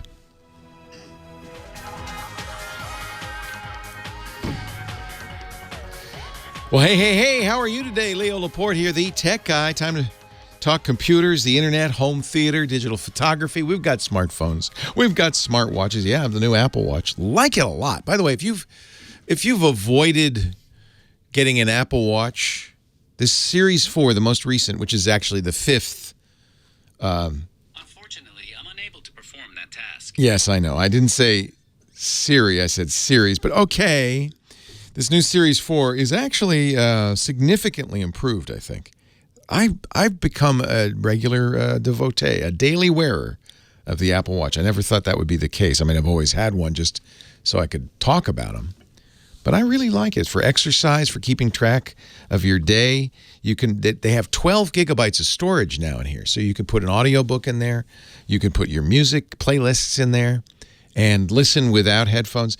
And they have a new feature, which I won't demonstrate because I don't want to scare my wife, but called Walkie Talkie, that allows you to connect to somebody else with an Apple Watch and watchOS 5. And if I press this button, talk to her directly, she'd talk back to me just like one of those old Nextel phones. They even make it Nextel yellow. I think they realize that's who this is for. You can have multiple people in your walkie-talkie, but once you start a conversation, the big talk button will talk specifically to that one person. I think that's I would have really appreciated this during our vacation because it's easy as you're walking around somewhere to, especially if you're a photographer, and both Lisa and I are, to lose each other. And then to just be able to press the button and say, "Where'd you go?" would have been really, really handy. So this is the Series 5. If you have any questions about that, I could talk about that too. 8888 Ask Leo. That's the phone number. 888-827-5536. We also have a website where everything we talk about lives after the fact, including links, audio and video of previous shows, all 1,527 of them. TechGuyLabs.com, and it's free. There's no sign up, and your comments are also welcome there, though. So if you hear me say something, for instance, we were talking to Thomas about his walk across the country. I mentioned one brand of solar panels I have used and familiar with for portable applications. But if you have another, that you've used, go there. The website is divided into days, episodes. Each episode divided into hours, 1, 2, and 3. Each hour divided into calls or segments. So you can go right to the last segment of hour number 2 of the show and add your thoughts and comments there. It's very helpful. TechGuyLabs.com. No charge to visit, no charge to post, no charge to read. So I hope you'll take advantage of that. Line 3, we're going to go to Austin, pick up some queso, some tacos, and say hi to Josh. Hey, Josh. Hey, how's it going? Welcome back, Leo. It's going great. Thank you. Awesome. I have an interesting question for you. Mm-hmm. Do you know of a program that would be accessible for cleaning up audio? I have a recording that is divided up into 20 different sections that was done for me of a book where it's very distorted, but I'm not going to complain because it took these poor volunteers almost 2 months to do this for me. But they didn't. Oh, that's kind of sad. That when they recorded it, they didn't record it optimally, so it's a little distorted. Yes, and I'm not sure the best way. Yeah, I'll make some recommendations. I saw your question in the chat room earlier, actually. They didn't have anything for you. So The problem, I'll say up front, with distorted audio, it's very hard to clean up because even though it sounds like you could take some of that crackle out of it, the problem with distorted, if it's distorted in this way, and I suspect it is, distorted audio is you've actually lost some of the audio. So if you think of an audio recording as a kind of a smooth, curvy sine wave, you probably know what I'm talking about if you've ever seen, an oscilloscope. I don't know if you've ever seen anything, but but people who are listening maybe have seen that. They're curves, they're sine waves, and then when you talk, it gets a little jaggy as you talk. But the top and the bottom of the screen are the limits. If you record something too loud and it goes off the top of that screen, that sine wave basically gets chopped off at the top. It turns from a nice smooth curve to a square wave. And if you've ever heard a square wave, that's what you're hearing. It's distorted, but it's hard to fix because it's not that there's noise in the recording. And maybe that's all that's wrong, in which case there are ways to fix noise. But if they recorded it, maybe the level was too high when they recorded it, something amateurs often do wrong. You think that's what was wrong? That's what it sounds like to me. Yeah. And I shared it with another friend of mine that's an amateur radio operator, and he said, you're going to need somebody that can run it through a, like what they use at the radio station when they run it through the mixer. And right. But as with anything, if you've lost something, it's impossible to recover what you've lost. All you can do is either guess or, so a square wave's hard to fix. You can't turn it into a sine wave by magic. There are programs that do this. Mike in the chat room is mentioning Isotope, Izotope, which is an expensive plug-in for most audio stuff. But you mentioned an important part. You're blind. You need it to be accessible. I use, and I bet you that you can do this, I use a service, and I think it would be accessible because it's a web page. And that would make it easier for you to use a screen reader? Yes. Yeah. That, a screen reader can read any web page. It's a company called Auphonic, AUPHONIC.com. And they do have audio restoration. They're actually fairly sophisticated. And what I like about it is you don't have to be a sophisticated audio engineer to use their tools. I also like it because they have a free tier, so you can at least see if it will work. And because it's web-based, I think it would be accessible for you. There is an Auphonic app for Android and iOS, but you can do it on the website as well. Okay. So that would make it most accessible, I think, of anything. Apps, it's always hard to see if an app is accessible. Auphonic will give you 2 hours of processed audio free per month. And then if you want more, and it sounds like it's a whole book, it's going to be many hours, it's $11 a month for 9 hours. Okay. So it's not hugely expensive, but I would try the free tier with a sample of it to see how much they can clean it up. Okay, that's a good idea. So, it depends what's wrong with it. If it was just a noisy environment. I have a number of recordings of James Joyce's Ulysses because Ulysses, the book, the novel, takes place during one day. They call it Bloomsday. And all over the world on Bloomsday, they'll have these live readings of this book. And many of them, probably most of them, are in bars. So there's glasses clinking and there's murmuring in the background. That kind of stuff maybe you can clean up. The problem is if it's recorded with a microphone that's too loud. It's very hard to fix that. But hey, if anything can do it, Auphonic.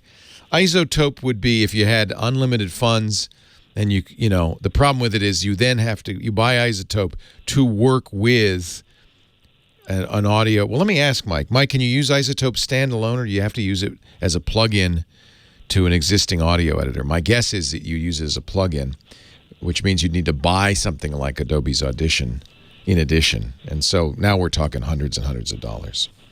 Because I've got Goldwave, but I don't understand how, with place markers and things like that. Goldwave's good, but you're right. It's very visual. Auphonic is more like batch processing, where you say, here's the audio, fix it. So for you, I think it's the best choice. Actually, for most people who are audio engineers, It's the best choice. I use it all the time, and I know what I'm doing. Okay? All right. Well, thank you so much. Thank you for the call, and thanks to your friends. It's hard to say, oh, man, your friends recorded this for you. It's hard to say, oh, man, I wish you'd done it right. So it was nice that they did that anyway. Yeah, it was pretty awesome because it's a book where there is a recipe on about every other page. It goes through what each day is. Oh, what book is it? That sounds great. Foodimentary. Wow. I like that. Cooking and reading, my two favorite things. It's by John Brian Hopkins. Foodimentary. Cool. Thank you for the recommendation. No problem. All right, Josh. Have a great day. You too. Enjoy that queso. Gosh, I miss Joyce. Leo Laporte, the tech guy. Time for a little break. We'll come back with more of your calls right after this. Leo Laporte, the tech guy. 8888 Ask Leo, the phone number. If you have a question, comment, a suggestion, you want to talk high-tech with me, I want to talk high-tech with you. Line 4, John, South Bend, Indiana. Hello, John. Hey, Leo. How you doing, man? I am wonderful. How are you? I'm doing well. You know you've talked to me before. Oh, well. You're that John. Yeah. Hi. That guy. That John. What's up, John? Hey. Glad you had a great vacation there. I've seen some of the pictures there. Awesome. Yeah, I've been showing them during the break to people watching we do a live stream of the show. Boring them as I will be boring my family and friends for years to come with a little slideshow. That's how I watch anyway. So, my mom, ill-advised, bought one of those Acer 32 gigabyte eMMC Windows machines. And I said, no, here's a Chromebook. Take it, good. And I will take this Windows machine. Yeah, that one was so cheap, right? So she said, it's such a good deal. Did you buy it on the Home Shopping Network or something? Oh, she got it from Walmart. Yeah. Unfortunately. Yeah. Anyway. You mentioned eMMC. That's an important thing to mention because that is the kind of memory that's in your camera or your phone. It's much slower than SSD and really almost too slow to run Windows. So. Yeah. So here's the deal. Since I took this from her, she couldn't even get Windows updates to run, and all she was doing is using the Edge browser and doing, light web browsing and stuff. Right. And I couldn't even get Windows updates to continue. So my question is I'd like to use this machine for a, very small amount of things that you can't do on a Chromebook, like iTunes, things like that. How can I keep this machine up to date with such a small drive? Can you replace that drive? That's the question. I don't really know. It's an Acer CloudBook. Oh, the CloudBook. They're trying to compete with Chromebooks. Unfortunately, really the only way they're competing is on price. And a full general purpose operating system on an underpowered computer. Well, that sounds like a netbook. Remember those? Yeah. I'm looking at this. All you really need to do is replace that drive with a larger SSD, and the thing is probably usable. It's soldered to the motherboard. Yeah, I bet you it is. For that price, it's almost certainly. This is the one thing about Acer. I like some of Acer's stuff a lot. But me too. Acer makes two lines. They make a cheap consumer line and then a higher-end kind of professional line. The professional stuff's fantastic. But some of the cheaper consumer stuff is not. Yeah. And this is one of them. Boy, making this usable, I don't know how you make it usable. Do I just nuke and pave it? Yeah, well, for sure, if you, for instance, got a Ubuntu Linux and put it on there, if you could, you'd have to test it first to see. It would run better, and you'd be able to keep it up to date because Linux can do fine at 32 gigs. It's not quite the beast that Windows is. Oh, for sure, especially Windows 10. It's a massive beast. 32 gigs, you should be able to update it. I'm surprised that you can't update that. That seems. Yeah, I don't know. I mean, I looked through what she had on there, and it was less than 12 gigs of stuff. You know where you're really suffering on this thing though is it's only got 2 gigs of RAM. Yeah, I know. That's really more than anything. That's going to impact the speed of Windows 10. It's limited. I already know that going into it. It's limited. Well, it was a cheap. It's $300 computer, right? So you get what you pay for. Maybe I ought to just nuke and pave it and give it to my 9-year-old to be done with. It'd be a great computer for a 9-year-old. You bet. Maybe I'll do that there, and then I'll just figure out something else. You bet. Yeah, I mean, I'm stumped. You know what I mean? I love I'm a big fan of taking hardware and making it work somehow. Yeah, that's just it. I didn't want to just have it sit there and do nothing. I'd like to use it for something. I mean, everything's got a purpose of some kind, right? Yeah, I mean, it'd be a shame. It's really a shame not to have it. It might be that the best thing to do is use it as a server, give it to a kid. You could probably put Linux on this, and if you used a Linux that wasn't super demanding, it might be usable. The problem is a lot of these computers that are built for Windows 10 aren't usable for Linux because no Linux. The problem with Linux, which is a free operating system, it's really a customer supported, community supported product. If nobody in the community owns one of these, the drivers for various pieces of hardware may not exist. I suspect though, if you Googled, Linux, Acer, CloudBook, you might find some recommendations. I'm thinking more and more now. Maybe I'll just give it to my son there and have him run Minecraft on it. Perfect Minecraft computer. Perfect. That's what I'm thinking. There you go. At this point, There you go. You might want to get him a mouse because I'm sure the trackpad's not great. It's not. You could use an external keyboard, although on Minecraft, just a good mouse is probably all you need. I think that sounds. Wired mouse. There you go. I think if you're happy with that solution, that's probably the best solution. Yeah, because more and more we're talking about Linux, and I used to use Ubuntu before. Oh, there you go. All right. And they always. By the way, Linux, Minecraft, the Java edition of Minecraft runs great on Linux.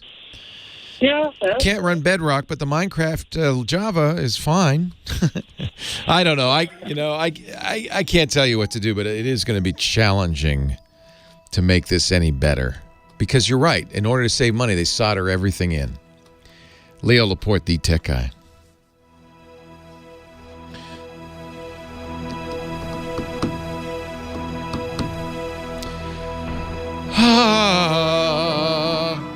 So this one threw me for a loop. I looked at this picture and said, oh yeah, see, that's why you bring a really good camera, really good lens, iPhone. It's an iPhone. Kills me. I don't know if I'll need anything but an iPhone and a Pixel on the next trip. Honestly, the color, it's iPhone. I did pull out the camera at some point, didn't I? Nope, iPhone 10.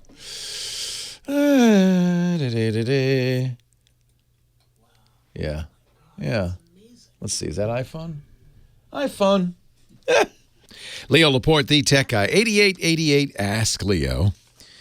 That's the phone number for the tech guy. Line 1, John, Billings, Montana. Hello, John. Hey, how you doing? I'm great. Welcome. What can I do for you? Hey, so I was listening to a radio show, and it was probably yours, but it's been a little while, and I heard an advertisement about it's kind of like a Fire Stick, that device that you just plug directly into your TV, and it'll pick up local channels and some of the stuff. Apparently, some of the technology, the cable companies can't block all the frequencies. Yeah, I'm surprised. You certainly didn't hear an ad for it on any broadcast network. I might have mentioned it, but of course, I would hasten to mention that it's highly illegal. So it is a Fire Stick, and it's a Fire Stick with Kodi on it, Kodi. And not only can you pick up all sorts of stuff you're not supposed to, you can even watch first-run movies. There's a huge piracy component to this. So they're very popular. You can, I have a friend, my friend Odocta, Owen J.J. Stone was the first one to tell me about these Fire Sticks. He has a friend, he says, and he's not that bright. He says this friend who sells these, he hacks them and sells them at his kids' softball games. He's going around in the stands going, fire sticks, get your fire sticks. They're huge. Everyone knows about them. In fact, I got people sending me emails saying, Leo, how could you not know about the fire stick? I mean, I certainly know about the legitimate fire stick, but these hacked fire sticks are everywhere. It was like, I don't know, it was like $60, and it was a commercial. Yeah, but something. It couldn't have been. Well, let's put it this way: Fire sticks are cheap. You can get them at Amazon.com. It's their Amazon Fire TV platform. You plug it in. It's just like a Roku or an Apple TV. It has Netflix on it and Amazon. It's very heavily focused on Amazon Prime streaming and so forth. One of the reasons I'm not crazy about the Amazon Fire TV platform is that it's really as much an ad for Amazon services as it is. You know, I prefer a Roku or an Apple TV. However, they're very inexpensive. The sticks are nice because they look like USB memory sticks. But the only difference is instead of a USB connector on one end, they have an HDMI connector. So you just plug them into your TV. They've got Wi-Fi built in. You know, you'll control them with an app on the phone.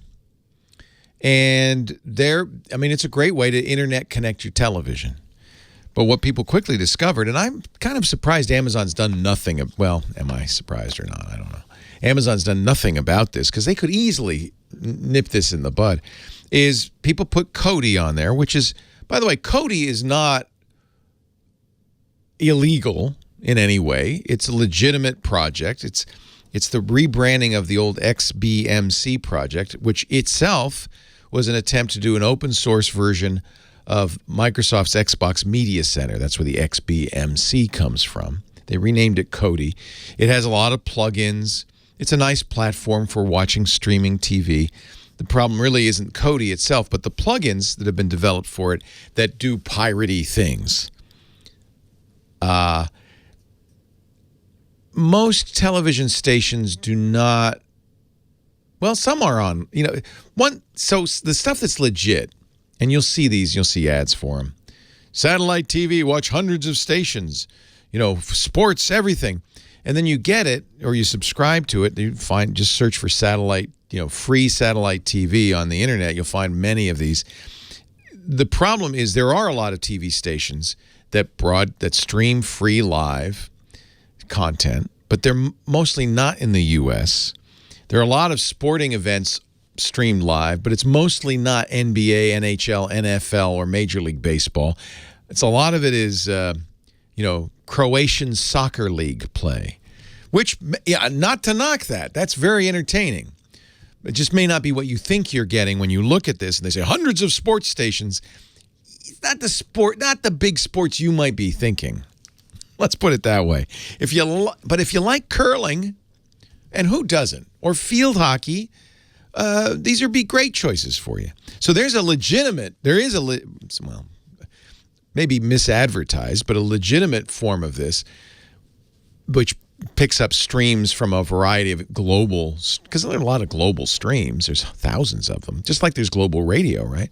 But maybe not the stuff you want to watch, not CNN, not ESPN. Those companies make sure people pay for them. And if you're getting that for free, that's pirated. And which is not to say that's not fairly easy to do. Just go to a girls' softball game and there'll be some guy hawking a Kodi Fire Stick in the stands. Just understand that's piracy. I guess I could assess the risk involved. I mean, you'd have to decide whether you feel ethically that this is legit. I like to pay for my content only because I want more content. If people stop paying, we've already seen this. If people stop paying for content, look at how many websites are disappearing because people are using ad blockers and there's no way to make money in content. Content goes away. Somebody got to pay for it. So I like to I like to buy HBO and buy my TV because I want to support it. I want it to continue. But if you don't, there's certainly ways to get this, and your chances of getting in trouble for it are, I have to think, fairly low. I'm no lawyer. You are technically breaking the law, but almost always when the movie and TV companies and the cable companies and the television stations go after people like this, they go after the people who create these programs. They go after the people who stream these services. They don't go after the people who buy the device that let you do this. So it's probably a fairly risk-free thing. But not my idea of a good idea. Yeah.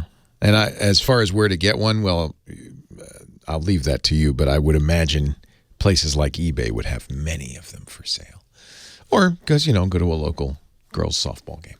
Charlie in Los Angeles. Leo Laporte, the tech guy. Hi, Charlie. Hey, how you doing? I'm well. How are you? I'm just living the dream. Really? What's your dream? Well, I'm above the ground, so things. Yeah, that's pretty good. That's a good aspiration. Yeah. Low standards, and you're going to be doing okay. Yeah, I'd like to be above ground if possible. Yeah. Hey, quick question. I think I'm kind of up the creek without a paddle on this one, but I just started dabbling and adding some smart home stuff, outlets and sockets, stuff like that. What I'd really like to be able to do is pair my television with Alexa. I dabbled with a couple apps, Smart Remote and Smart Remote Pro.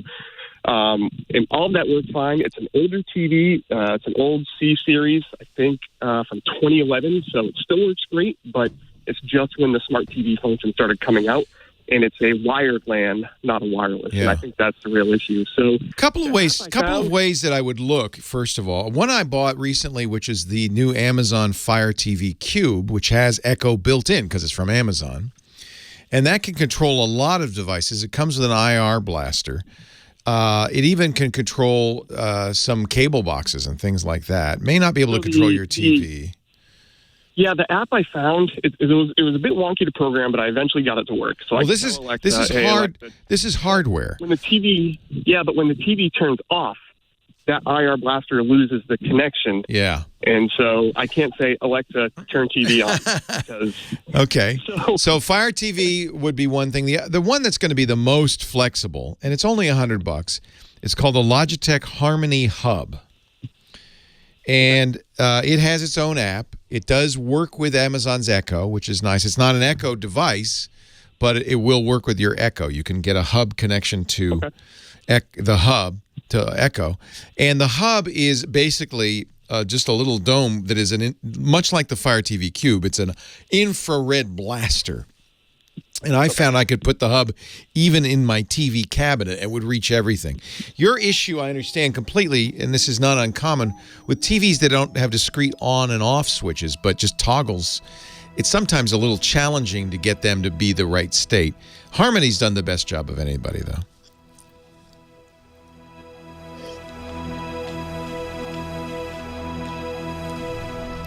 No, the hub is $99, Chumley.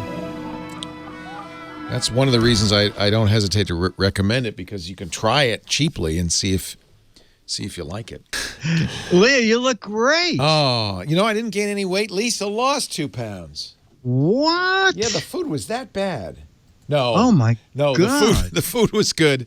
We walked a lot. Lisa always made me take the stairs on the boat instead of the elevator, that kind of thing. Oh, great. Yeah. Okay. She's, so are you totally relaxed, or are you already planning your next cruise? We are planning our next cruise.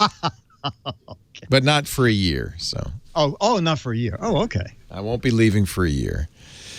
Okay. We're thinking October, end of October of 2019. That's going to be the next one. Oh, my God. So it's a long way away. We don't have to think about it now. How are you?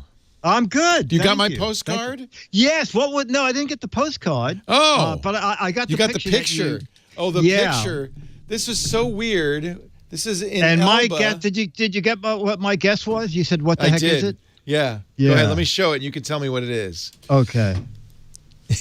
Yeah, I think it's a way to defrost people who have been frozen. Like Walt Disney. This is like a funicular going up the mountain in Elba. These poor people are standing in little cages. Oh, that is a riot. It's hysterical. All right, here we go. But here's the question. Dick DiBartolo, Mads Maddest Writer, is here. But Dick, can you ring my bell? I ring your bell once a week. It's Leo Laporte, the tech guy, and Dick DiBartolo, Mads Maddest Writer for many a year. And he's, of course, our gizmo wizard. That's why we call him the Giz Wiz. And Because ring my bell. My bell. Because he's a disco fanatic, Michael Cozio, our musical director, likes to dig down deep into the archives. Let me just tell you, this vinyl is so old that it's... how old is it? It's still got Dick Clark's fingerprints on it. That's how... I don't know. It's going back a few years, I think. Hello there, Mr. Dickie D. Leo, you look great. I'm glad to have you back in the saddle. Yes. I had a great vacation, but I also, at some point, I started doing the radio show in the cabin, and that was extremely annoying to Lisa. I'd go, Lisa, what's your question? So it's good to get back and working. Great. Yeah. So while you were traveling, I was in Reno. Oh, wow. The biggest little city in the world. City in the world, exactly. I went to Interbike. So Interbike is a place where it's actually geared toward high-end bikes. And I found a cheapy gadget and an expensive gadget. All right. And so if you have a bike, probably one of the most important things is your saddle. Now, before I went to the show, I called it a bike seat. Oh, no, that's no seat. No, that's a saddle. That is a saddle. Yeah. So we have coming in spring 2019, the Reform, perfectly formed to your sit bones. Oh, see, I need that. Okay, so Leo, this is what you do. You take your bike you use, you go to your Reform dealer. They put it on a trainer, one of those things where you can pedal and the bike won't move. You put the seat on, the Reform seat. They plug it in. They heat it up. And it softens? It softens. Yes. And you sink into it. Yes, for 15 minutes, you pedal all the different ways you sit. Oh, geez. And when it cools, you have the perfect seat for your tuchus. And if you gain weight or lose weight, you can reform it again, okay? So that's the high-end thing. How do you reform it? You put the hair dryer on it? No, you plug it back in. Oh, you plug it back in. Oh, it actually plugs in. Oh, well, it plugs in at the dealer. Or you could, Leo, this is $350. Oh, my God. Yeah, exactly. Here's a real-time video of, I don't know, your butt on a bicycle seat? I don't know. Yeah, exactly. So this is from Dick's site at gizwiz.biz. The one on the left, you can see that your butt is hitting all different places. Yes. And you have some red marks there. Yes. But after your saddle is contortion. There's no red spots. There's no red spots. That is this the patented tuchus meter that they use? Yes. Yes, it is. I thought so. Yes. Exactly. Now, if that's too much money, okay, comfort on a bicycle is worth any amount of money. They're so uncomfortable. This is for people who are biking hundreds of miles people. a month and everything. Exactly. And then the folks at Night Eyes came out with a neat little gadget. It's the rotating smartphone bike mount. Oh. And it's designed to hold the larger phones. And let's see, the largest phone I have is my Note 4, which is a little more than 6 inches. That's big. That's a big phone. Yeah, that fits in there fine. And my LG G6 fits in there fine. Nice. And that guy is, on Amazon today, it was about $16. I need this because I'm getting a new bike, I'm getting an electric. Oh, you are? I'm getting an electric bike.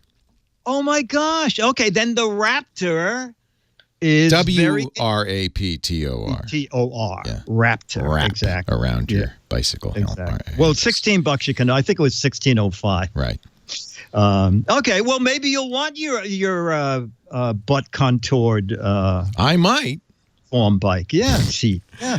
You can find, as always, Dick's fabulous gizmos and gadgets on his website. Remember, he's the gizmo wizard. That will help you remember his website, gizwiz.biz, GIZWIZ.biz. And you just click the button that says the GizWiz visits the tech guy. But then there's another big button on the right you might want to check. And that is the What the Heck Is It contest. Do you have a new contest that began while I was gone? Yeah, I think you do. Yeah, what that the heck thing. is that? That thing. Wow, I have no thoughts about what that might be. Well, that's very good then. I'm glad to hear it. Now, and by the way, you'll be playing for the Shining cover of Mad Magazine, because it's going to be the Halloween issue, so it's the special absolutely, yes, haunted humor issue. But let's see, what was last time it was the Quake Escape earthquake activated 48-hour light with alarm. See, I didn't guess that. Did you have some other good guesses? No one? No one actually guessed it. Wow. But a lot of people said it was, a disco fire alarm. Well, they were close. That's close. Yeah, that's good. That's very good. So you don't have to guess right to win, by the way. No, not at all. Dick does have some autographed Mad magazines for people who guess right, but he has some also for people who just are cleverly wrong. And in fact, that's the goal of my life, to be cleverly wrong. Most of the time. Well, you're up there, pal. All you got to do is go to gizwiz.biz and click the What the Heck Is It contest. You got a couple of months. It goes through Halloween. That's why it's the scary, exactly through the end of October. Yeah, Dick, I missed you. I'm so glad. Everything. Everything is good. Chad and I are still doing the Gizwiz show, and all is well. Gizwiz.tv if you want to see that. Yes, thank you. Sent postcards to. I should have put you on this list to family and friends. Although maybe I overdid it. I ended up sending out 17 postcards in 21 days. And my daughter said, "Dad, slow down, buddy. Just not." And by the way, she also said you could make the writing a little funnier. So that's funny. Next time I'm hiring you, okay? Oh, okay, very good. So just be glad. I know you might feel left out. You didn't get all of these, but believe me, you're happy. Well, getting an email from you was plenty. Yeah, of the people in on the funicular on Mount Capenna in the Elba, which is in Tuscany, Italy. Funiculars are those. Normally, there's those cable car railways that go up the mountains, and they're nice little booths or cars. For some reason, in this small Italian town, they're more like cages, and there's not seats. You stand up in them, and 2 or 3 people in this basically looks like a bird cage suspended by a wire taking you up the mountain. I thought you might get some bizarre. Some laughs it's like a coffin mover. Yeah. Probably don't want to say that to people as they get in it. This could be used for a coffin, by the way, if you ever need to take a coffin up the hill. Thank you, Dickie D. Okay, buddy. I'll see you next week. Welcome back. Thank you. It's nice to see you. Thanks to Michael Cozio, our musical director. He spun some nice discs for me this week. I missed you, Michael. Thanks also, of course, to Kim Schaffer, who answered the phones, but mostly I missed you. Thank you for coming back and joining me. Thanks to Rich DeMuro for filling in for the last couple of weeks. I'm not going anywhere for a long time. I am right here. Leo Laporte, the tech guy. Come back and join us next time. And in the meantime, have a great geek week. Bye-bye. Well, that's it for the Tech Guy Show for today. Thank you so much for being here.